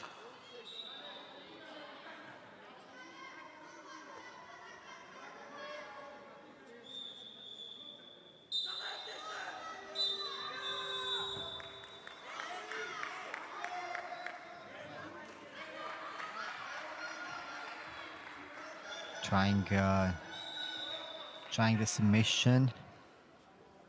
Did she tap? I think she did. She's fine. Well, Doroshenko is something different. The best fighter so far in this weight class. She's just a little monster, able to do whatever she wants, whenever she wants to any opponent. She's a future star.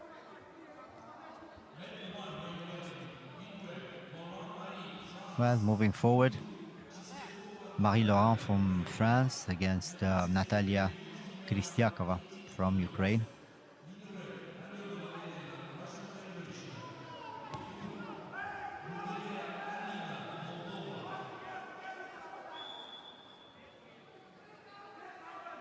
The French in red uniform, her opponent in blue.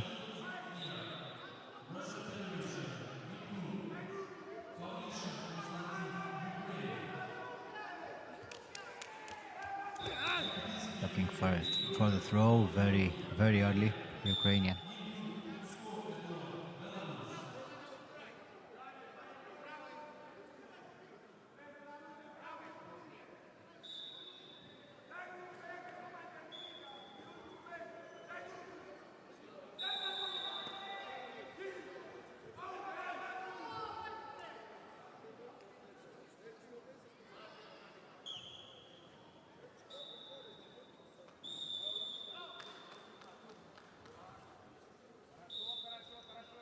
Another attempt for Laurent.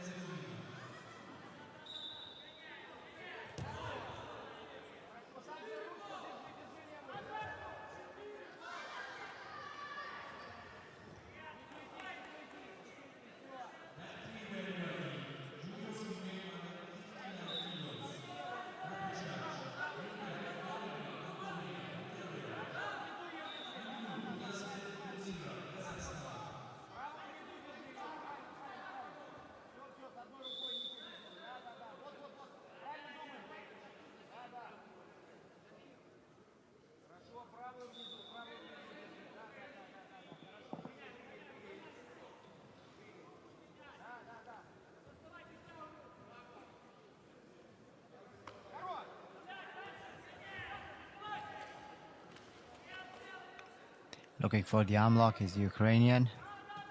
She has the position, she has the arm. Let's see.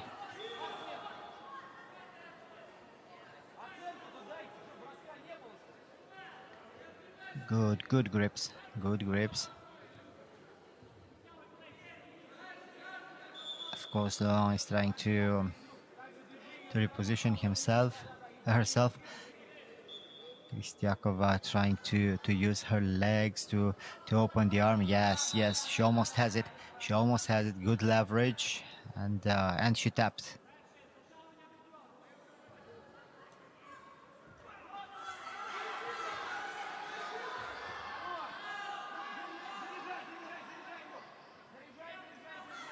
There were some very dominant fighters in this weight class. Doroshenko is one of them, and Kristiakova the second. I really think this young ladies have a bright future in front of them. They are very good, they are very determined, and they are able to impose their will.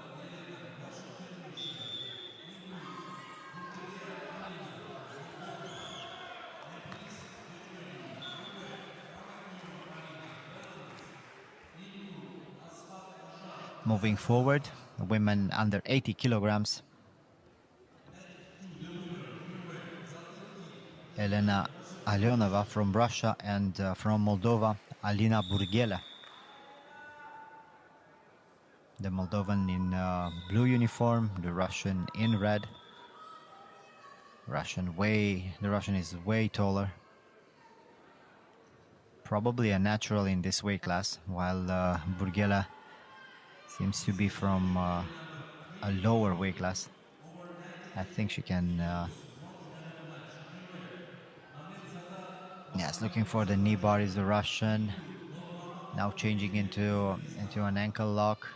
No, she wants the knee bar. She wants the knee bar, but she will settle for the ankle lock if possible.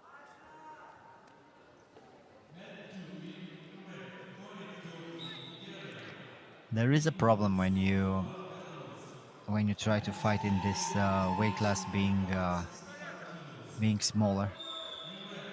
Of course, you have the weight, but you don't have the power because your body frame is smaller. And for Burghela, it's going to be extremely difficult to stay in this weight class,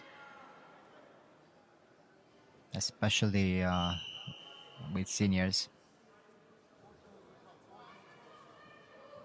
Alionova looking for the ankle lock.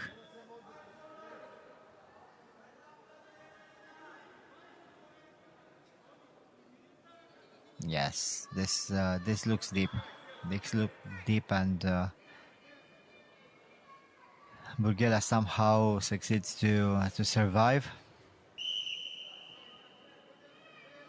She has very flexible ankles.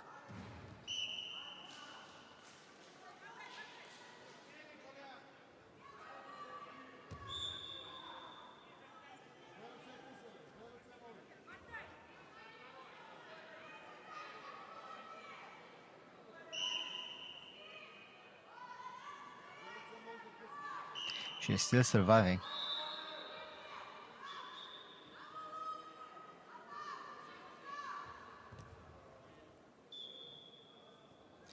That's a half-point deduction.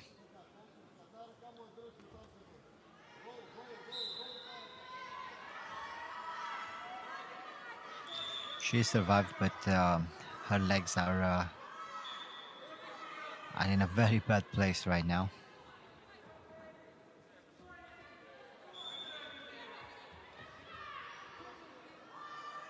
This is quite interesting, and the first outside sweep for Alionova. It's very difficult for Burghela to compete in this weight class. She's clearly too small. And after this championship, maybe she will have a serious discussion with her team. Now it's 8 points. It's already done. Alionova didn't know exactly how many points she scored, but Burghela is just too small for this weight class. And of course there are solutions for her. She will be overpowered all the time because she doesn't have the frame for the weight class.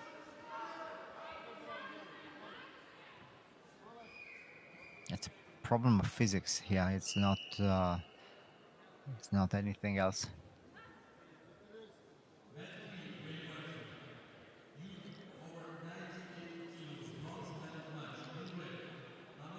Polina Khramatneva against Azar Ashat from Kazakhstan.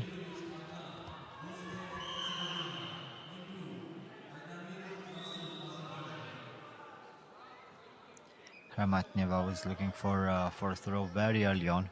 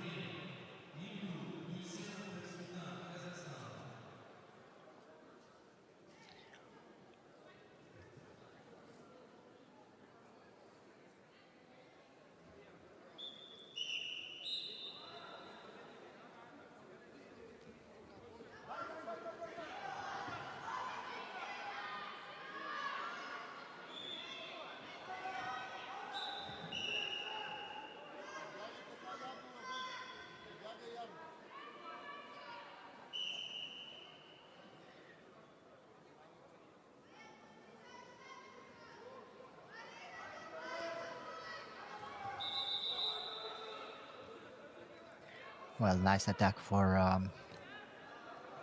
Ashat.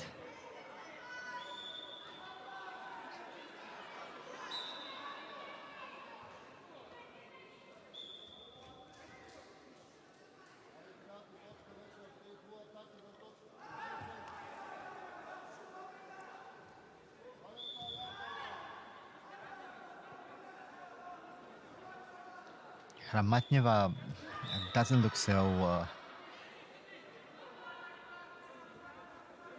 ready for doesn't look ready for this fight. Look at her. She's moving around, but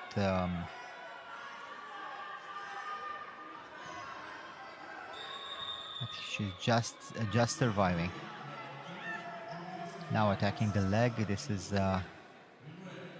interesting. She had it. She had the leg, and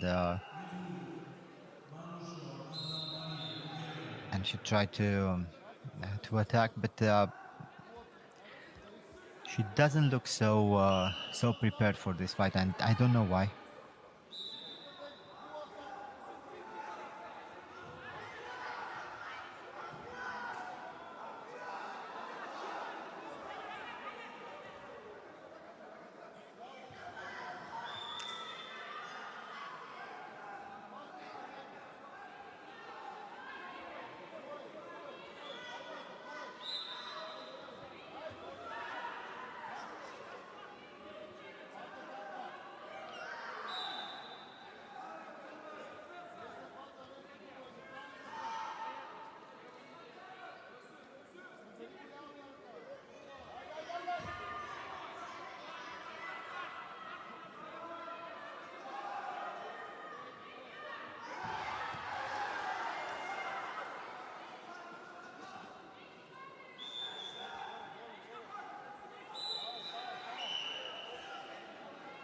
Still the same thing. Khramatneva is not active enough. Ashat is trying to initiate a lot of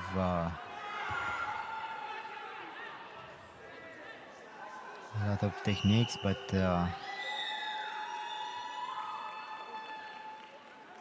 it doesn't work. Again, Khramatneva trying to attack.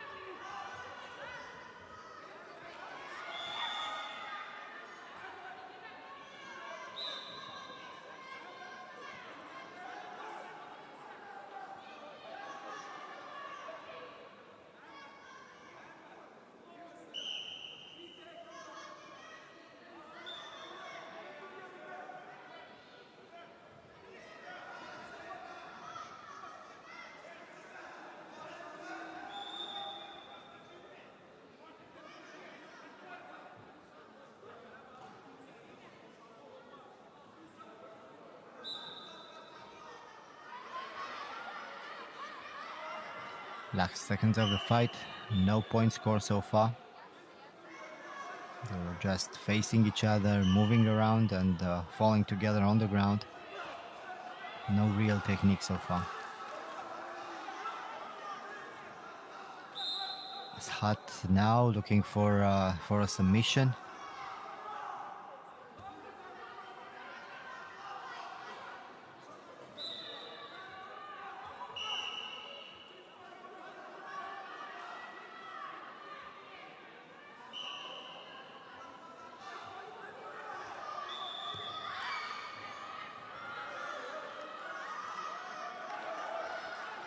And the first point score, Ramatneva succeeds to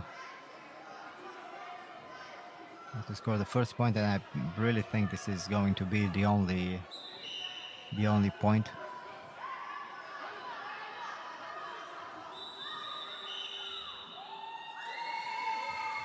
Yes, this is it.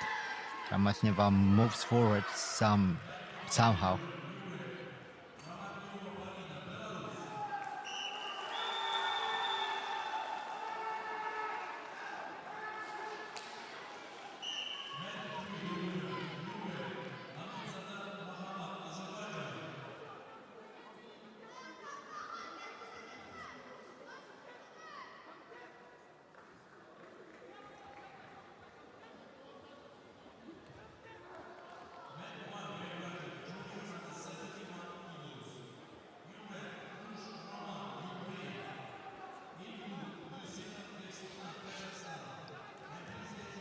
And we return to men under 71 kilograms. This is going to be a very interesting fight. Duisenov against Trush.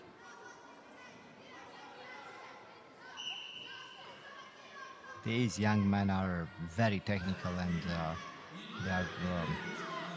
they are capable of very interesting things. In red uniform, Roman Trush from Ukraine. In blue, Beksultan Duisenov from Kazakhstan.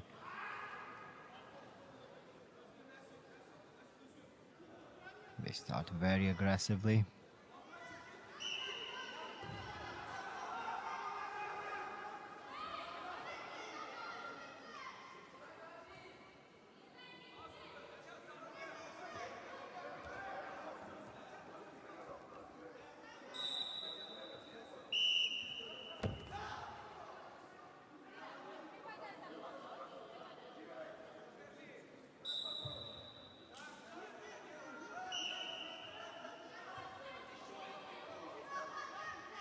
Both of them trying to control the grip. They are controlling each other's sleeves,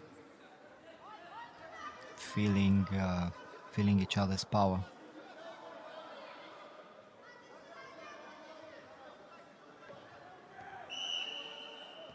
Duisenov tried to attack from that double sleeve position. It didn't work, and then Trush changed level and tried to attack the legs. They are still trying to understand each other's strength. Very carefully looking for their positioning and techniques.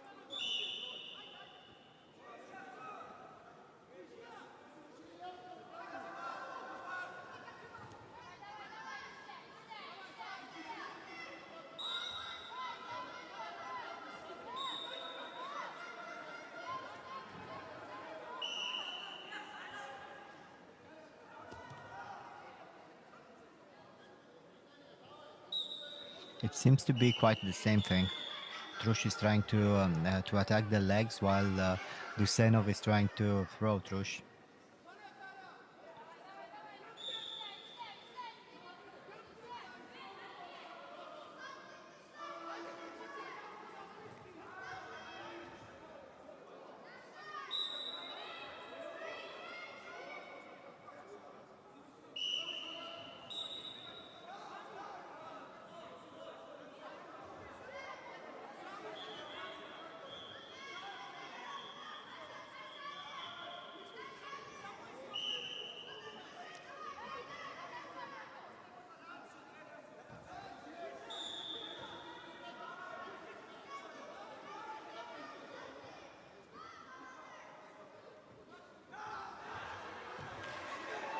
Nice technique for Trush. Finally, he succeeded to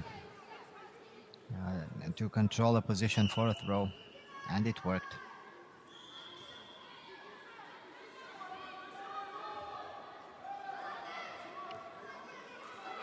It wasn't scored, but he understood what he can do.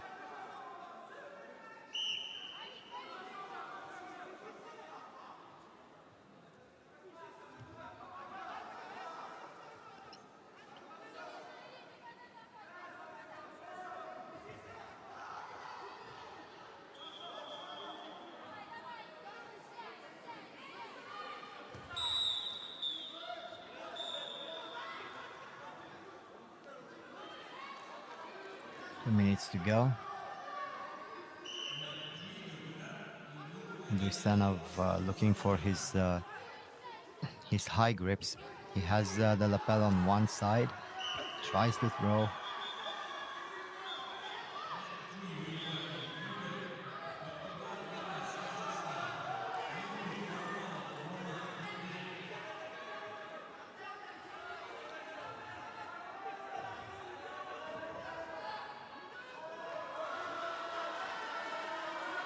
So 2 points for Trush.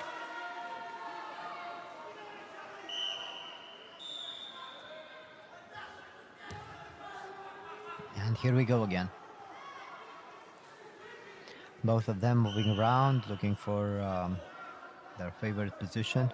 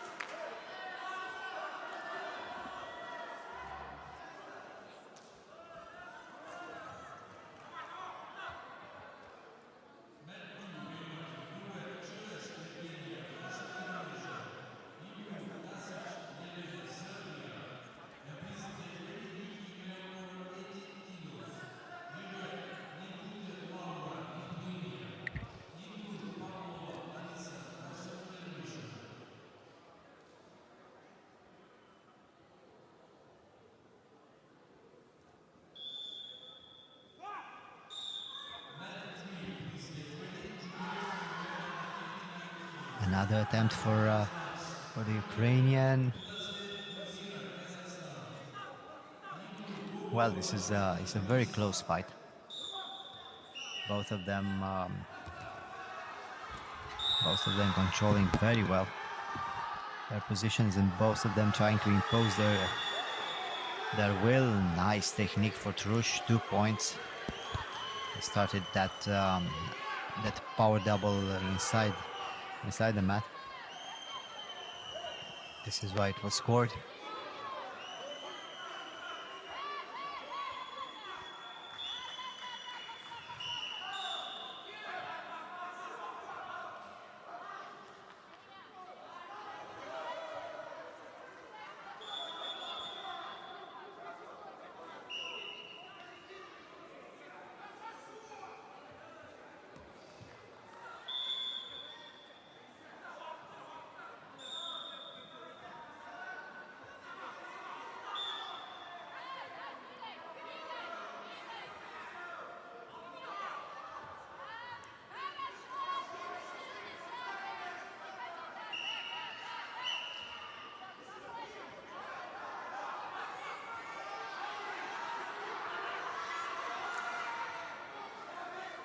And again, the Ukrainian trying to attack the legs.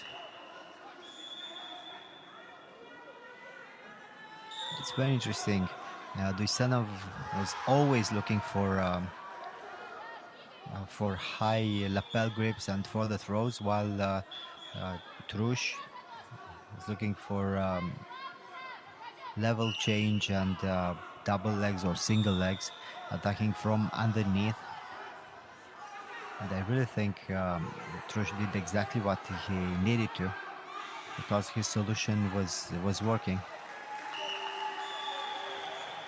Dusanov had to open his position in order to throw, and Trush knew it. Great victory for the Ukrainian. I think he knows his opponent very well because he chose the right tactical solution.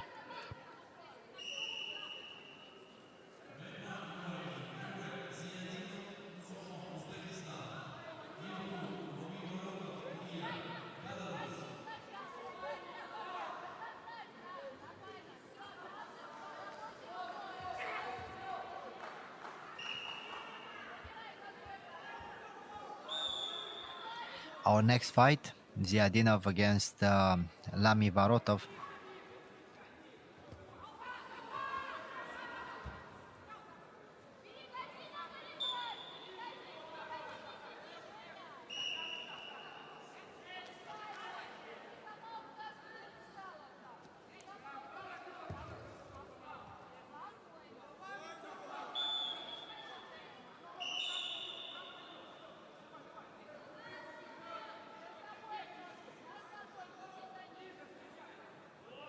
Ziadinov in red uniform, his opponent in blue. Very quickly, Lami Varotov is looking for an ankle lock. Good defense for Ziadinov.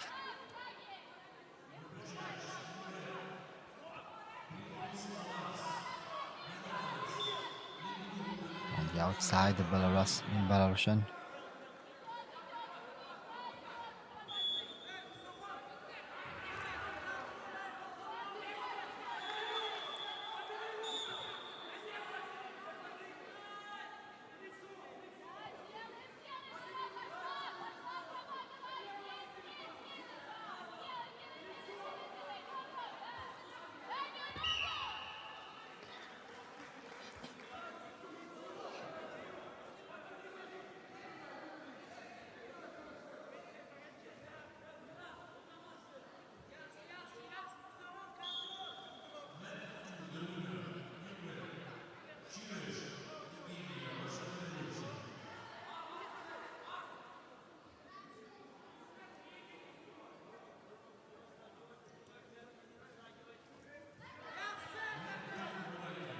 Ziadinov trying to throw. Nice position for Lami Varotov, who tries to control the ankle lock.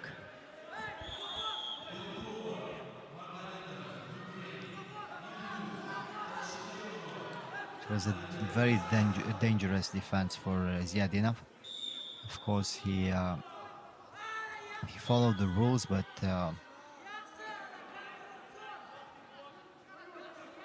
it's not always the wisest decision to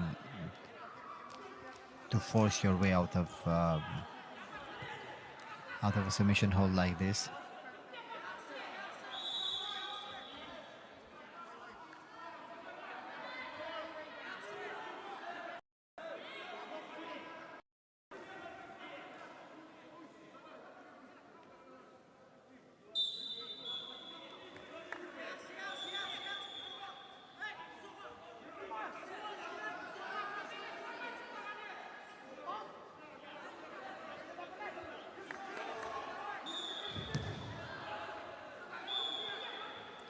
And we are back. Both of them trying to get the grips. Lami Varotov with a high lapel grip. Ziadinov very calm, waiting for his turn.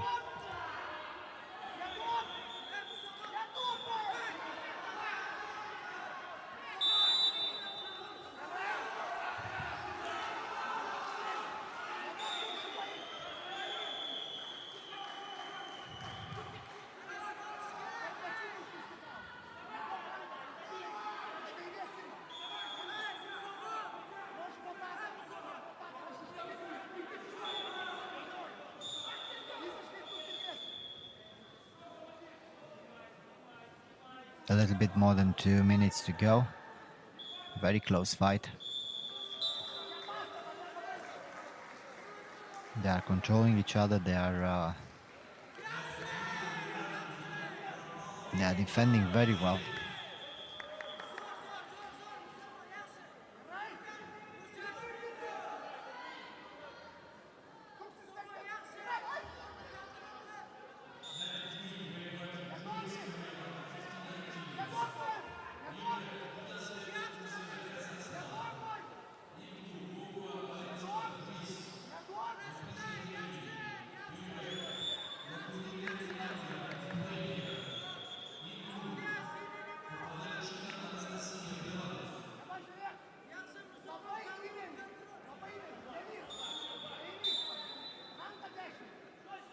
They are extremely cautious.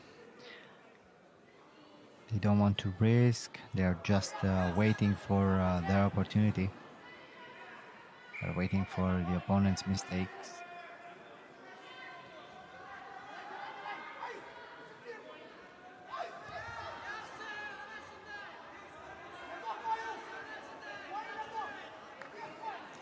Yeah, they're not trying to attack from the outside.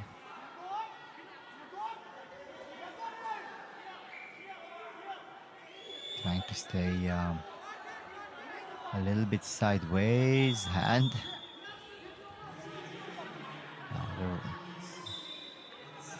I think there are not going to be any points scored for this technique.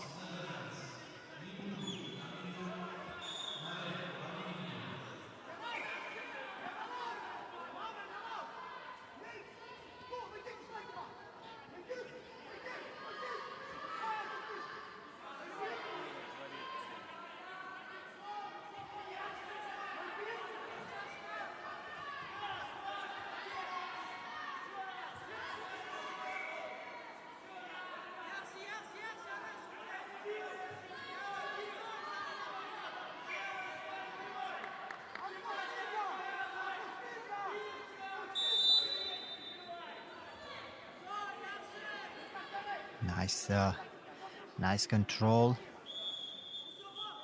Let's see, he doesn't have the arm. He doesn't have the arm. He only had the position.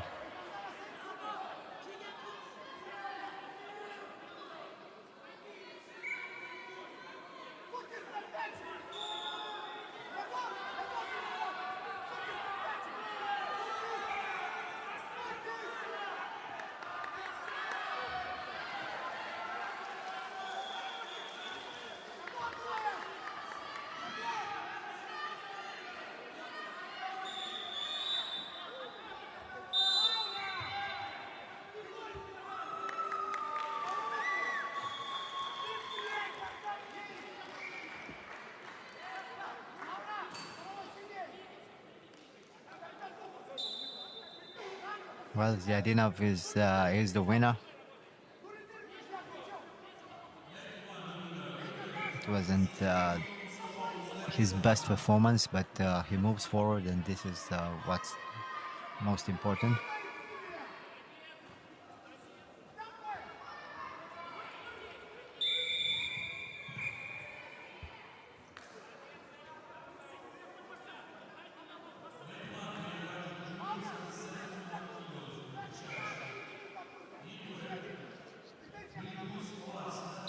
And we start now the requalifications.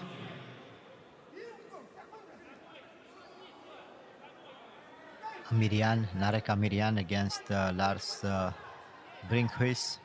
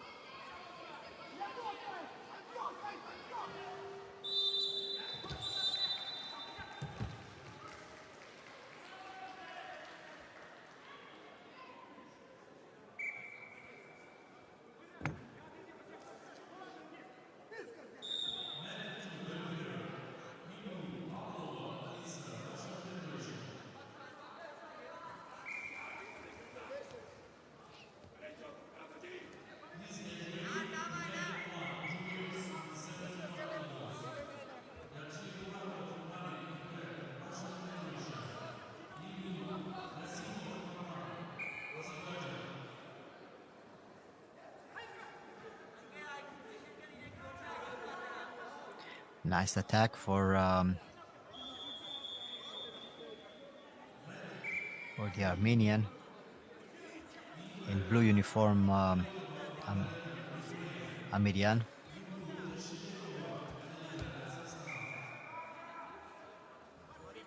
It's very difficult for Brinkhuis. He lost the first fight in a very decisive manner, and right now he's dominated from the get-go.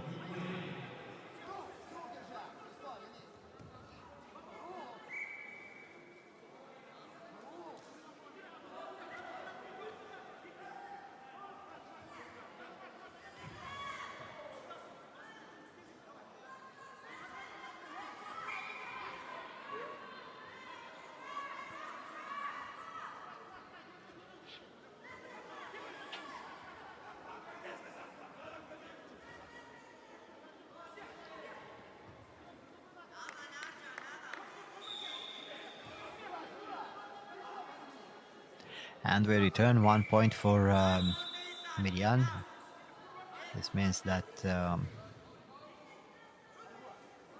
it stays the same. The score stays the same.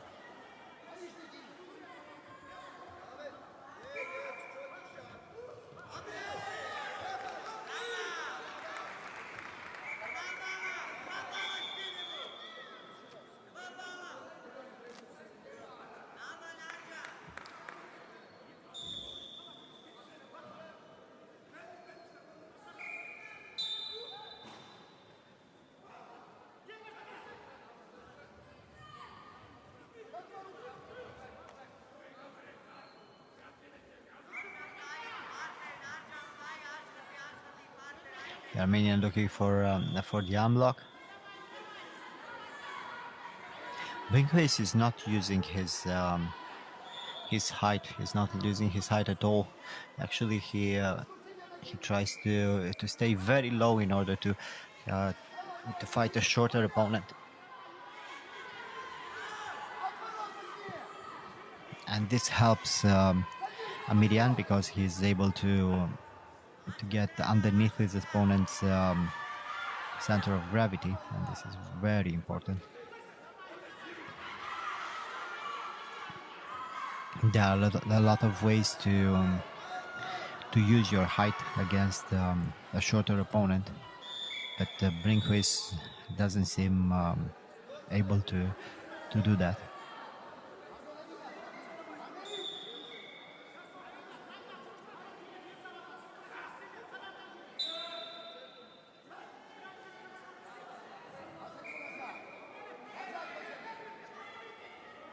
Mariluan just dominates.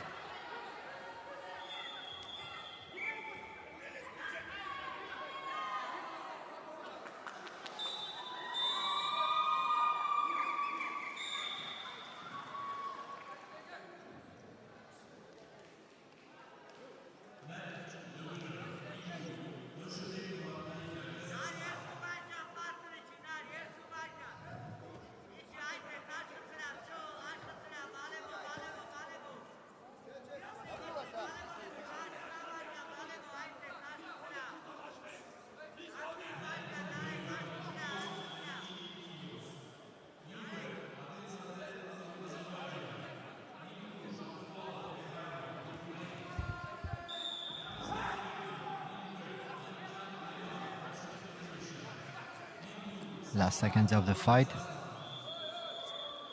Brinkhorst is moving forward, but he's really not able to make contact. He's not able to get a good grip. Mariluan succeeds to do whatever he wants, and Brinkhorst is more and more nervous.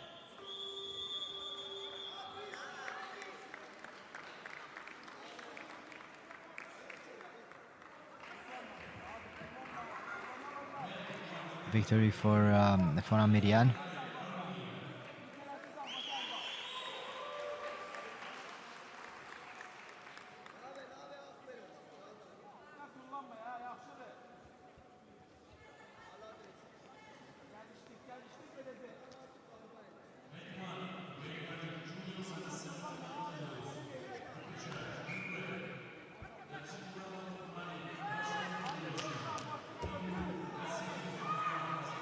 And moving forward,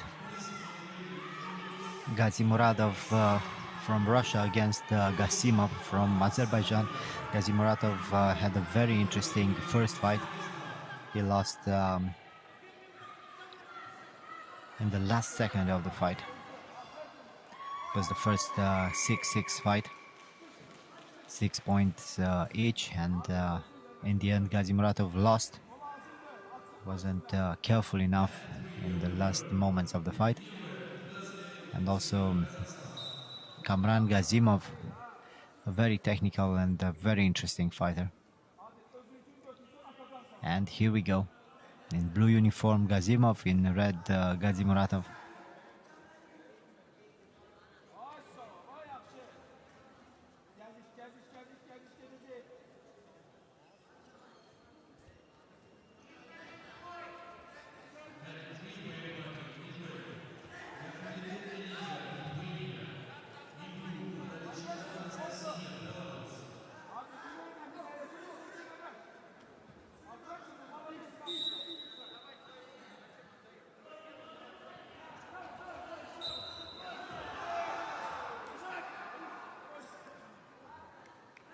moving around, both of them. Gazimuratov almost had a good opportunity for a submission or a pin, but he lost the position very quickly.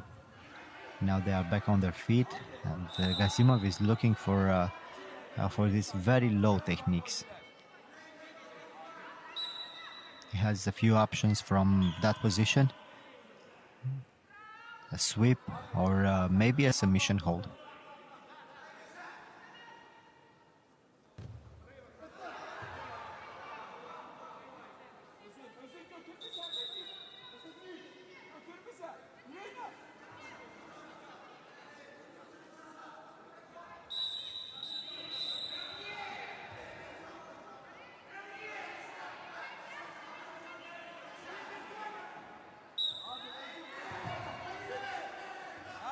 Nice technique for Gazimov.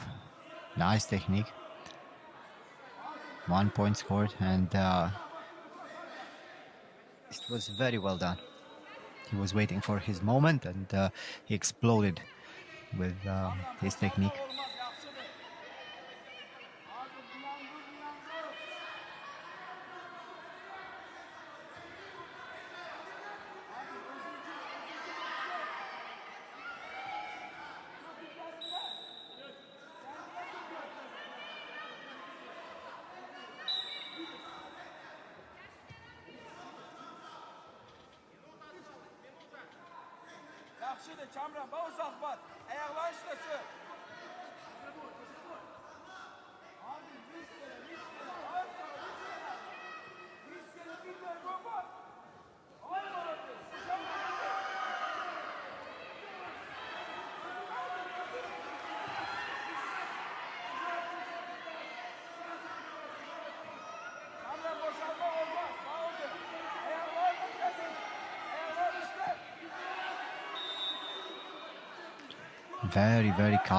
Very calm this fight. Gazimuratov needs to do something a little bit more. He's not aggressive enough. He's not trying to win.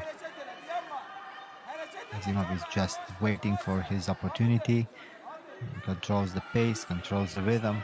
Gazimuratov just hanging in there.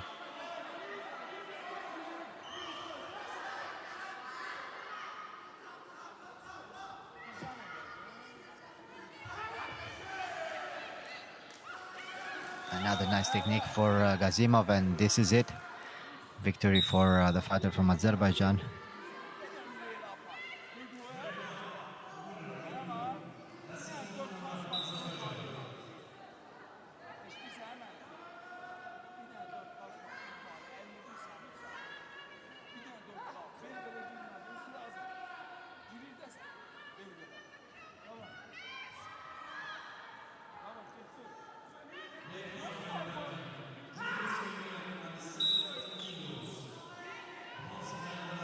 And now we move forward.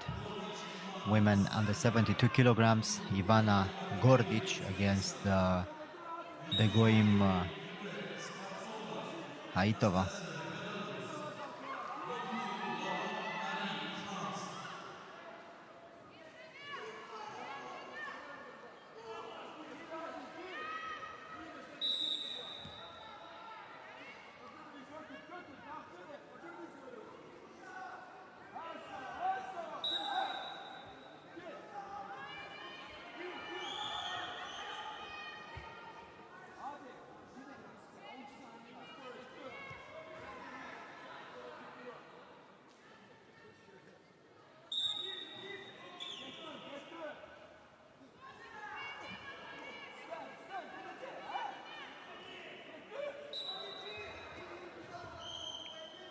And here we go.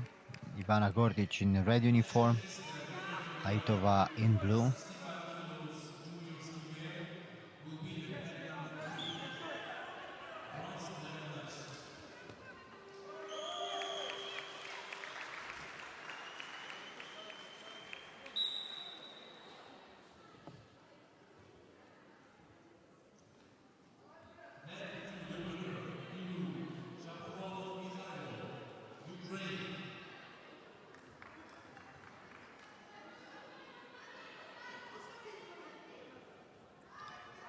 calm.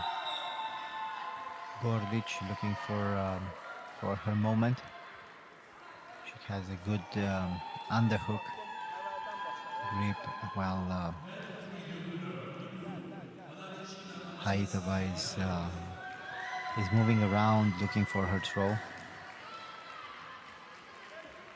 Single leg for Haitova. And the first technique of this fight, maybe 1 point. Yes, 1 point for Haitova.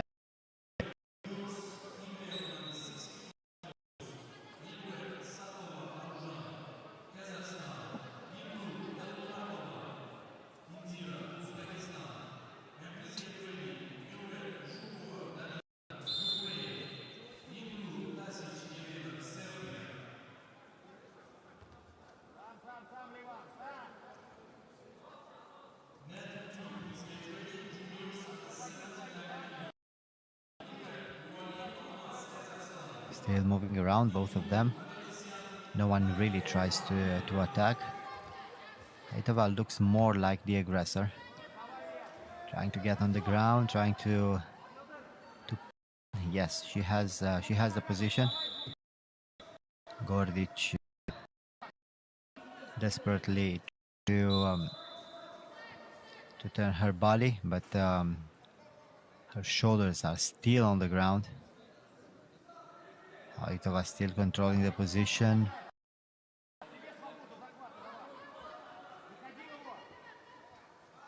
And now she'll look for the submission. Well, she has the arm. She repositions herself very quickly.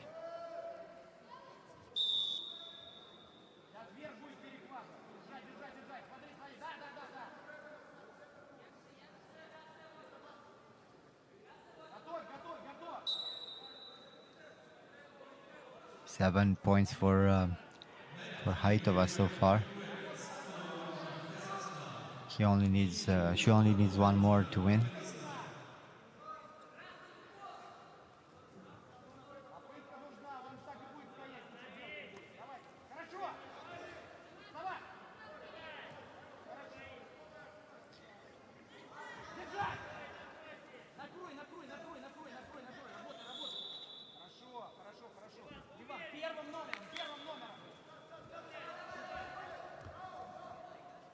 And the throw for Gordic.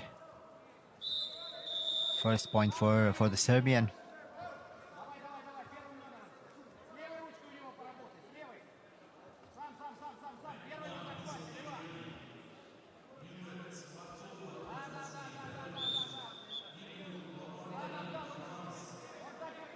And a small problem with her hair.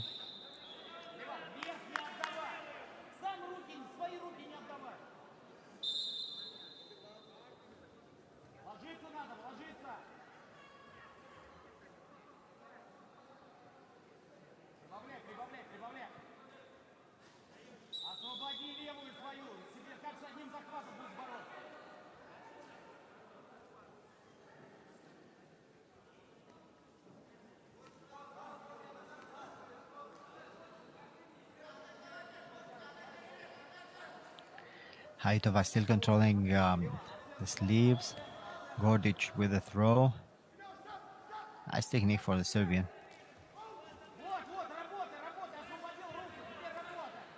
Attack, a good attack for Haitova, and I think this is it.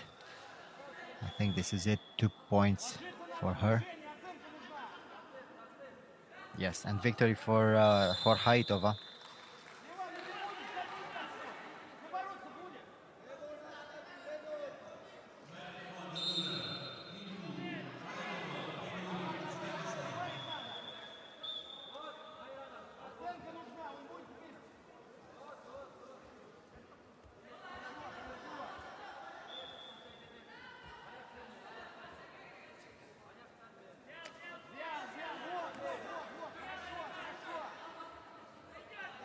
Our next fight, women under 72 kilograms, Natalia Svartsova against Mariluan.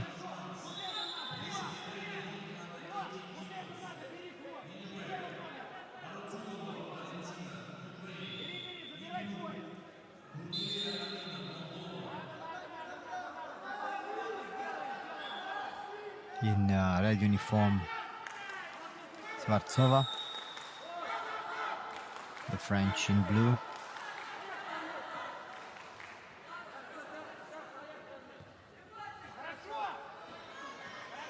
Nice quick throw for Skvartsova. Only 1 point, and now Laurent is trying to attack her arm or her leg or nothing. Skvartsova tried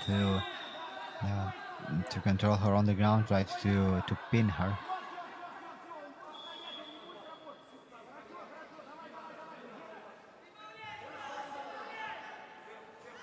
Another attempt for Mariluan.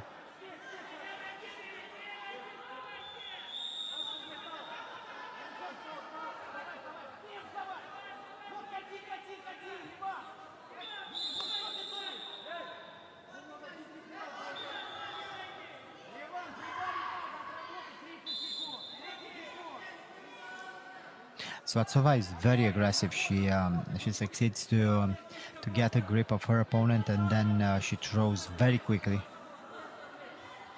Now Laurent looking for the arm lock.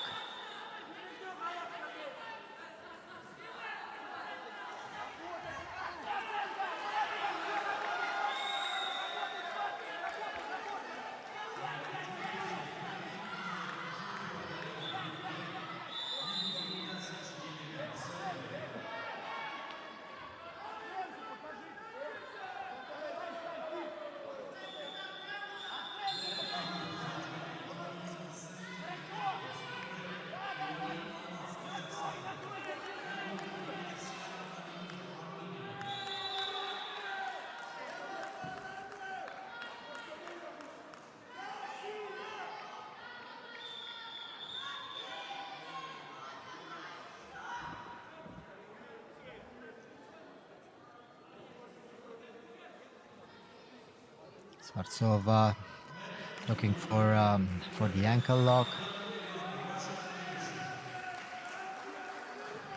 But she still leads by 1 point. She succeeded to throw her opponent very early in the fight. Again, more active Skvartsova with another throw, 2 points. But then she loses position on the ground. But really, it doesn't matter. She wanted to keep her on the ground and to pin her. Only 1 point? Yes, only 1 point. Now, yes, another point. Interesting.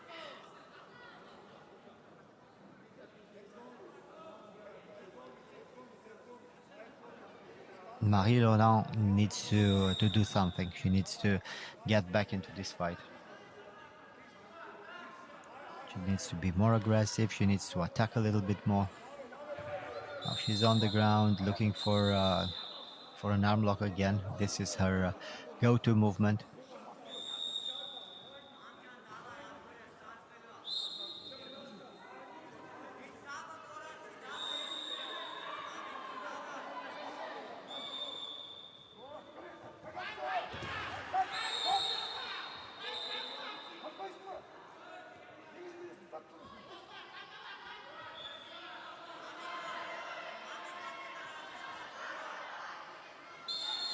Nice position for Skvartsova, controlling her on the ground.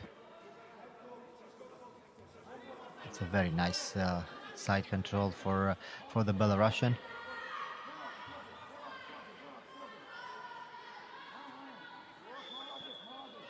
Well, almost impossible for Laurent to exit 7 points for Skvartsova, and now she has the opportunity for a submission hold. I think she already selected the arm. Yes, she had the arm when she started the pin, and now she's looking for the arm lock. Yes, she has it. She has it. Does she? I think she has it.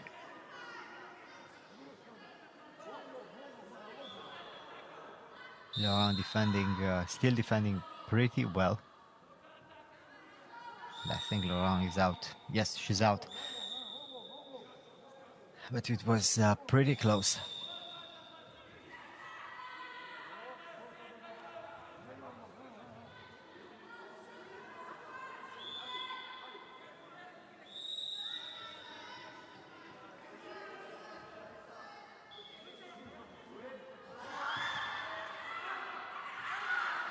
The attempt for Skvartsova.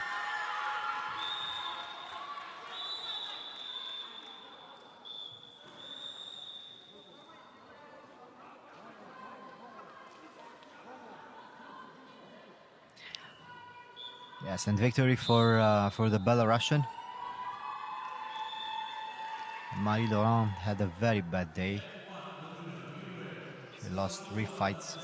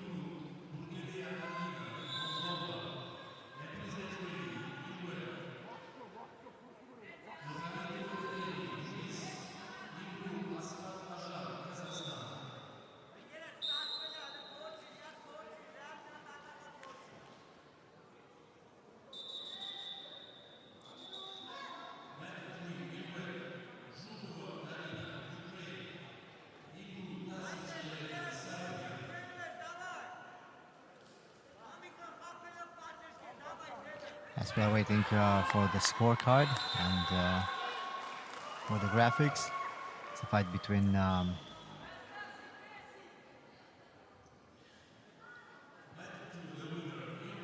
fighter from Moldova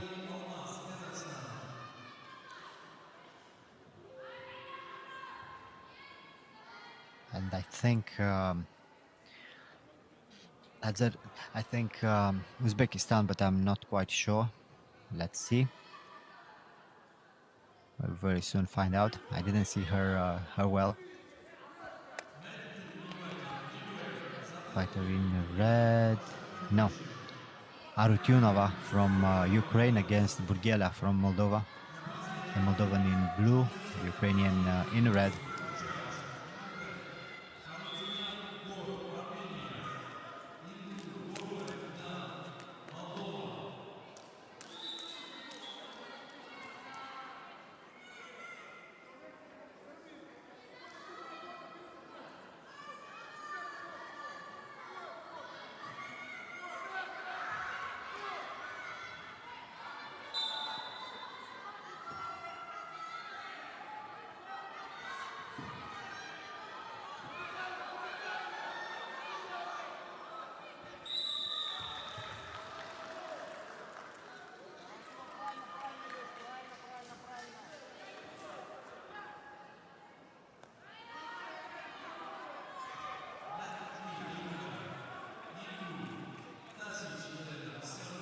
On the ground, controlling the position is the Ukrainian.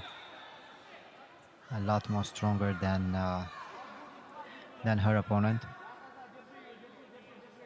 Let's see how Burgela can fight. She now is facing a smaller opponent.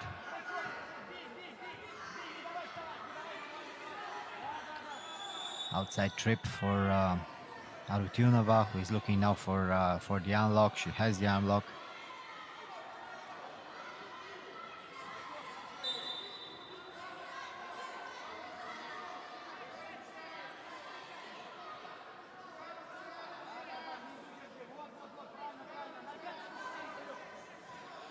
Well. This is very deep. But Burgela is very flexible. Her arm is in a very strange position, but she succeeds to survive. She's using her shoulder to defend this arm lock.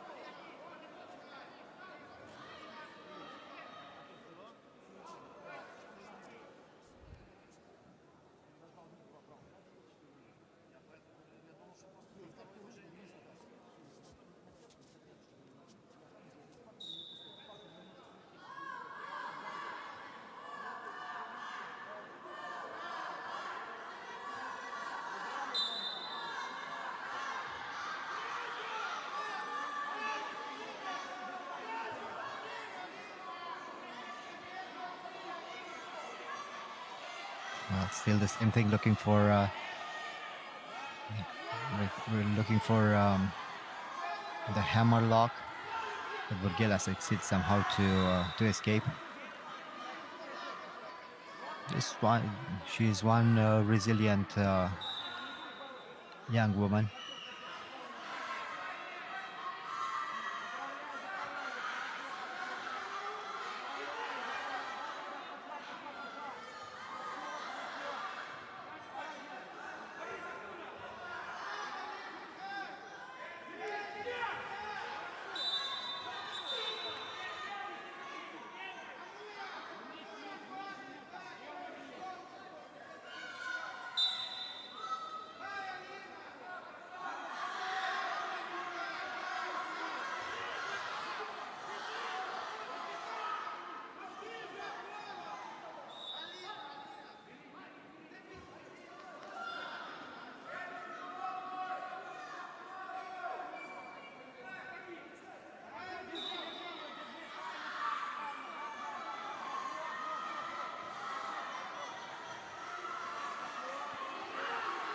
Trying to throw Burgela, but Aritunova is too big, and now on the ground with 4 points for Aritunova, who starts the pin.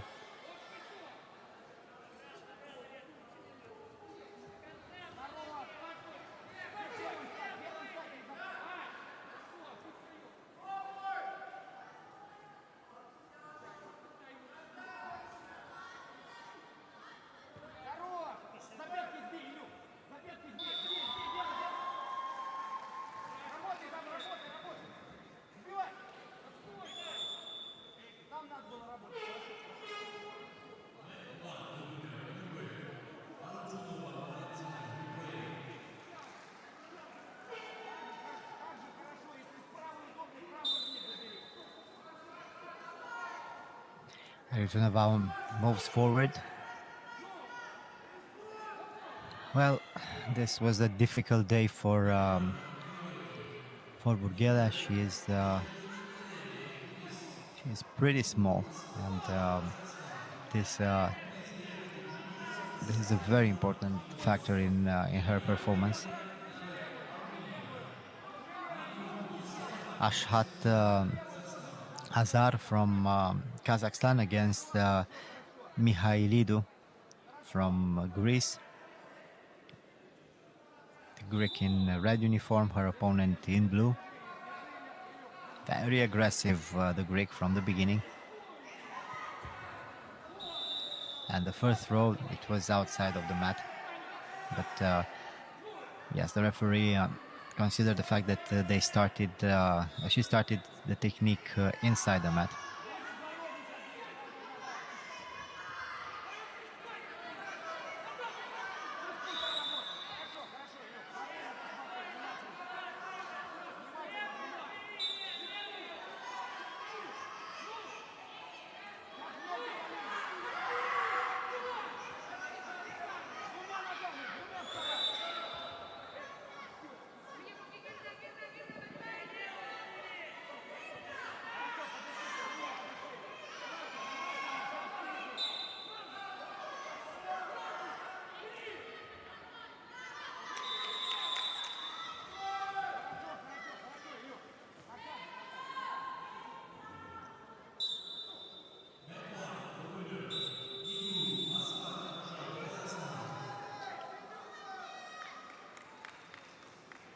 Now the victory for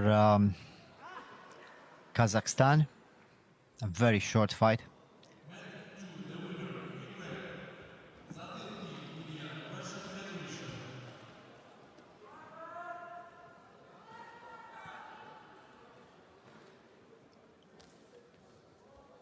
And we return to men under 71 kilograms. Narek Amirian against Beksultan Duseynov. This is an interesting fight. Two very strong and technical young men. The Armenian in red uniform, his opponent in blue. Duseynov had a better day than Amirian. Amirian is very, very aggressive. 4 points already for him. He caught the leg and he attacked very, very quickly. He is a very energetic young man, and he fights in with a very high output.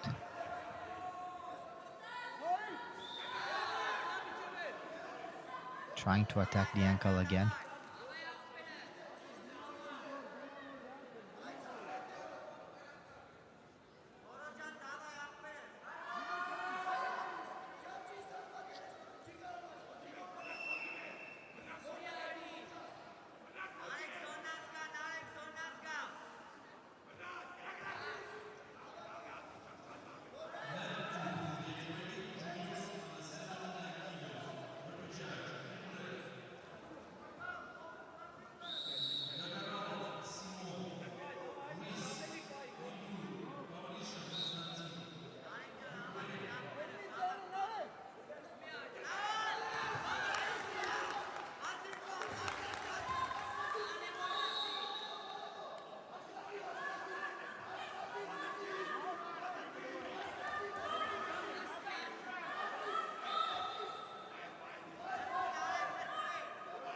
Midian is still trying to get that arm lock. Dusanov already defended it, but Dusanov is looking now for a knee bar. Well, a lot of exchanges on the ground between these two young men. Interesting things. Midian tried to get an arm bar, and then his opponent defended it and attacked a knee bar. But still, the Armenian has a huge advantage. Dusanov has to throw him, and to throw him very, very convincingly. Otherwise, he will only have the chance of a submission hold.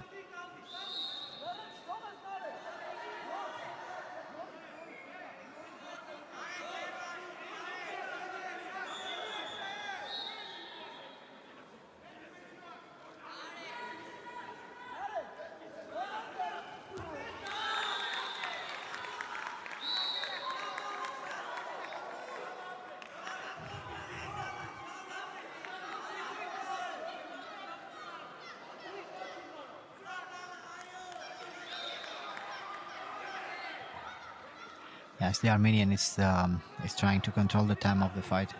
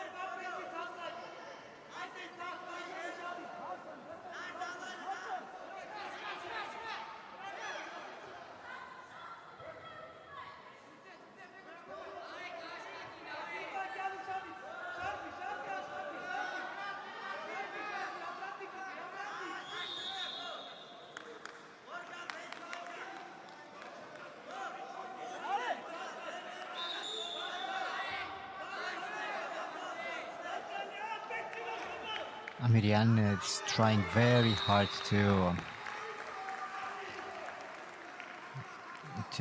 control the time, to stay active, but not to take any chance, any risk. He already lost a point by deduction, and this is what he needs to stay very long way on the ground in a neutral position. Or maybe he could try to attack one more time.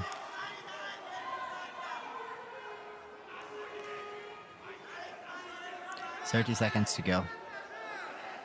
Dvisanov needs a submission hold. So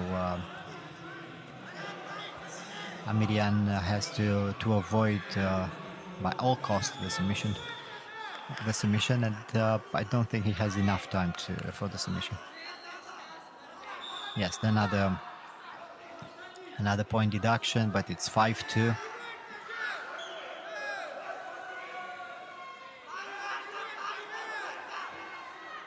Six seconds to go. Amirian needs to attack a little bit.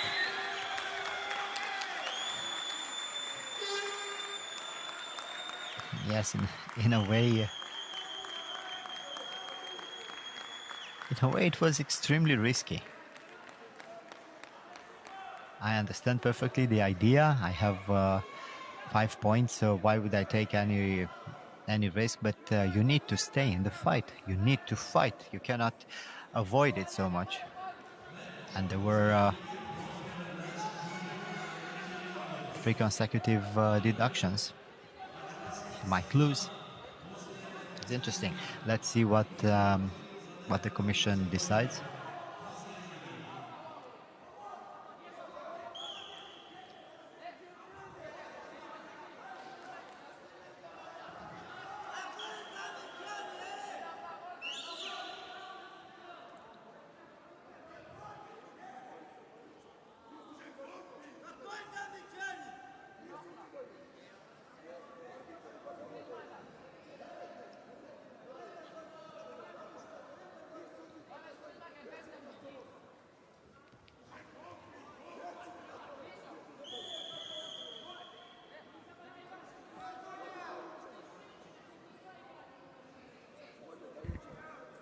Well, let's see. This is quite interesting because sometimes it can happen.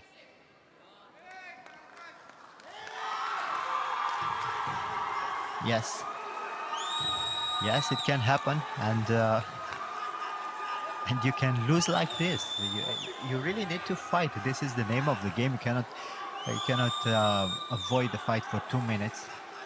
This is why there are rules in this competition, and you have to pay the price of your actions. Of course, he had 5 points. Of course, he was the better fighter, but then he started to avoid the fight, and it was like forfeiting the fight in a way. Well.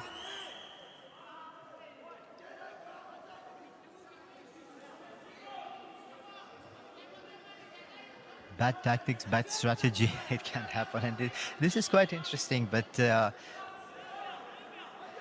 it's a lesson for everyone. You need to fight. You cannot fight for 2 minutes and then just avoid everything.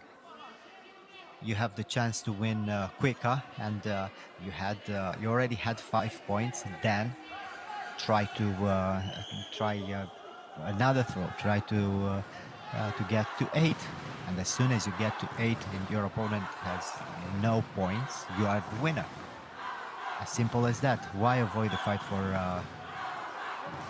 half of the time and try to be so surprised when you're actually disqualified for non-combat? And I know there is a lot of tension, and I know it could go the other way because he was already winning by 5 points. But I don't know. The rules allow this type of decision. Why take the chance? Why? He only needed to attempt one more throw, one more submission hold, something. He needed to do something. But he was just running around and refusing to fight.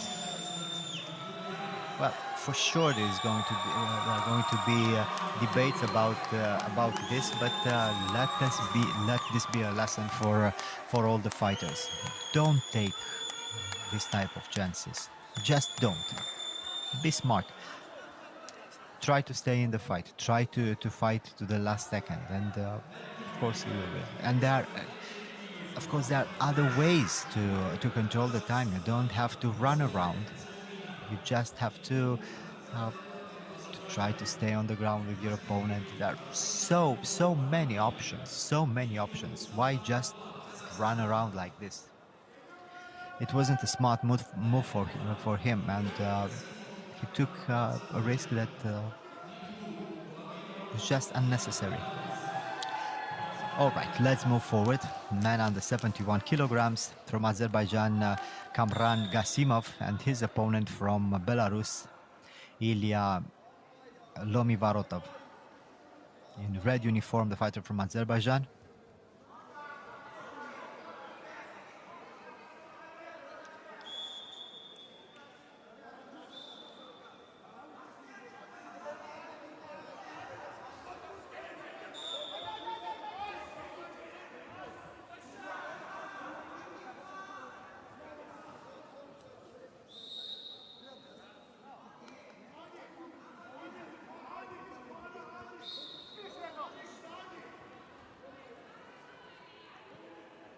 And for sure, these two young men will fight to the last second.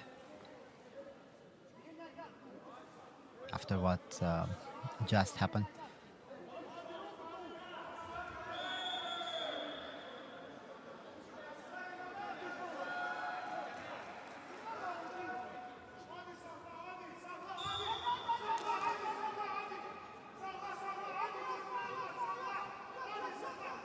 Very careful, both of them.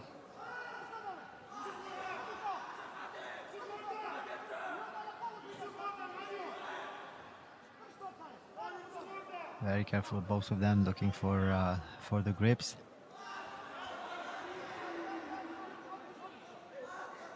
Gasimov succeeds to control the lapel.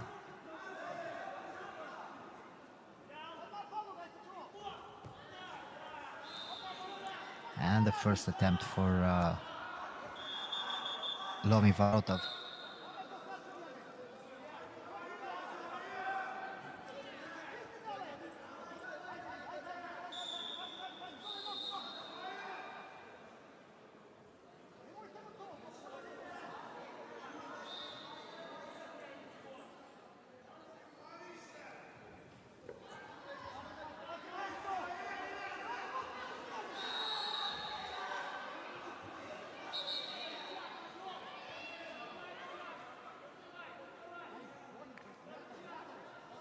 Nice cradle for Gasimov, and the throw, maybe 1 point. It's difficult to say, maybe 1 point. There was a lot of effort for Gasimov for this technique. He worked very hard for this, but 1 point each right now. Lomivarotov tries to attack the arm lock. He has the wrong arm. He got the position, and but he didn't have the right arm for the position.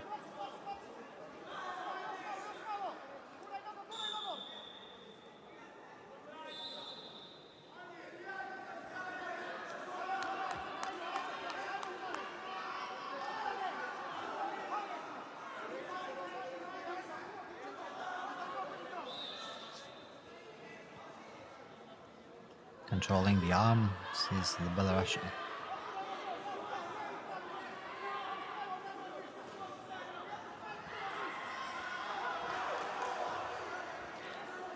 Nicely done, 2 points, and now he'll try to pin Yes. Only 1 point. Let's see, maybe it works with the pin. It's a side control. Very wide, very nicely done.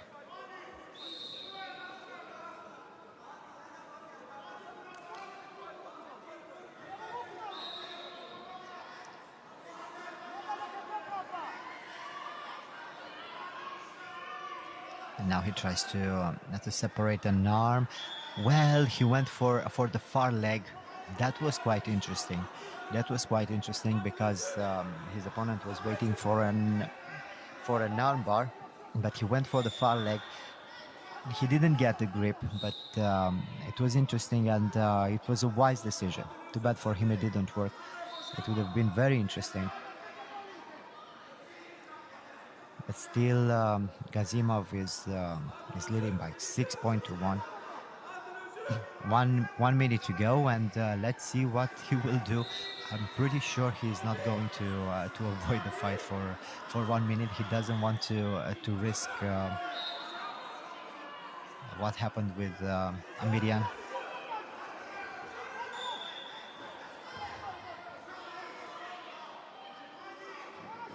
But let's see, who knows. No, he is very calm. He stays in the fight. He's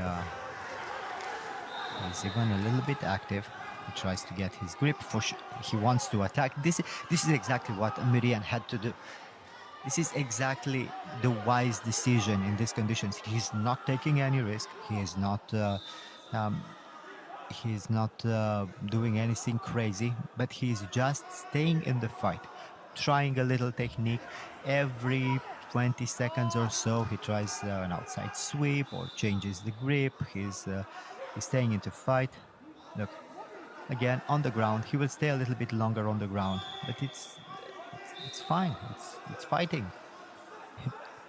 You have so many options to fight intelligently. You just don't have to run around. This is why there were so many problems for Amirian. The last seconds of the fight, they know it's the end, and this is it. This is how you control 1 minute.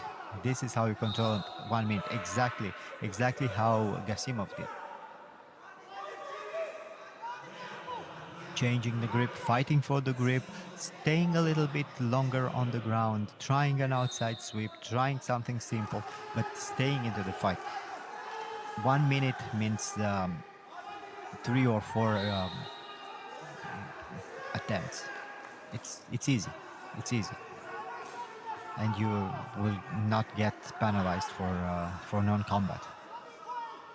Running around for 2 minutes, it's crazy for everyone, and it's an unnecessary risk. Well, Gazimov succeeded to win, and it was quite an interesting morning. It's the first time that I see this happening at such a high level of competition. It's a little bit crazy, trying to run for 2 minutes on the mat. Of course, he was leading by 5 points, but why take the chance? Try to do something. Stay on the ground. Look for an arm lock. Look for some.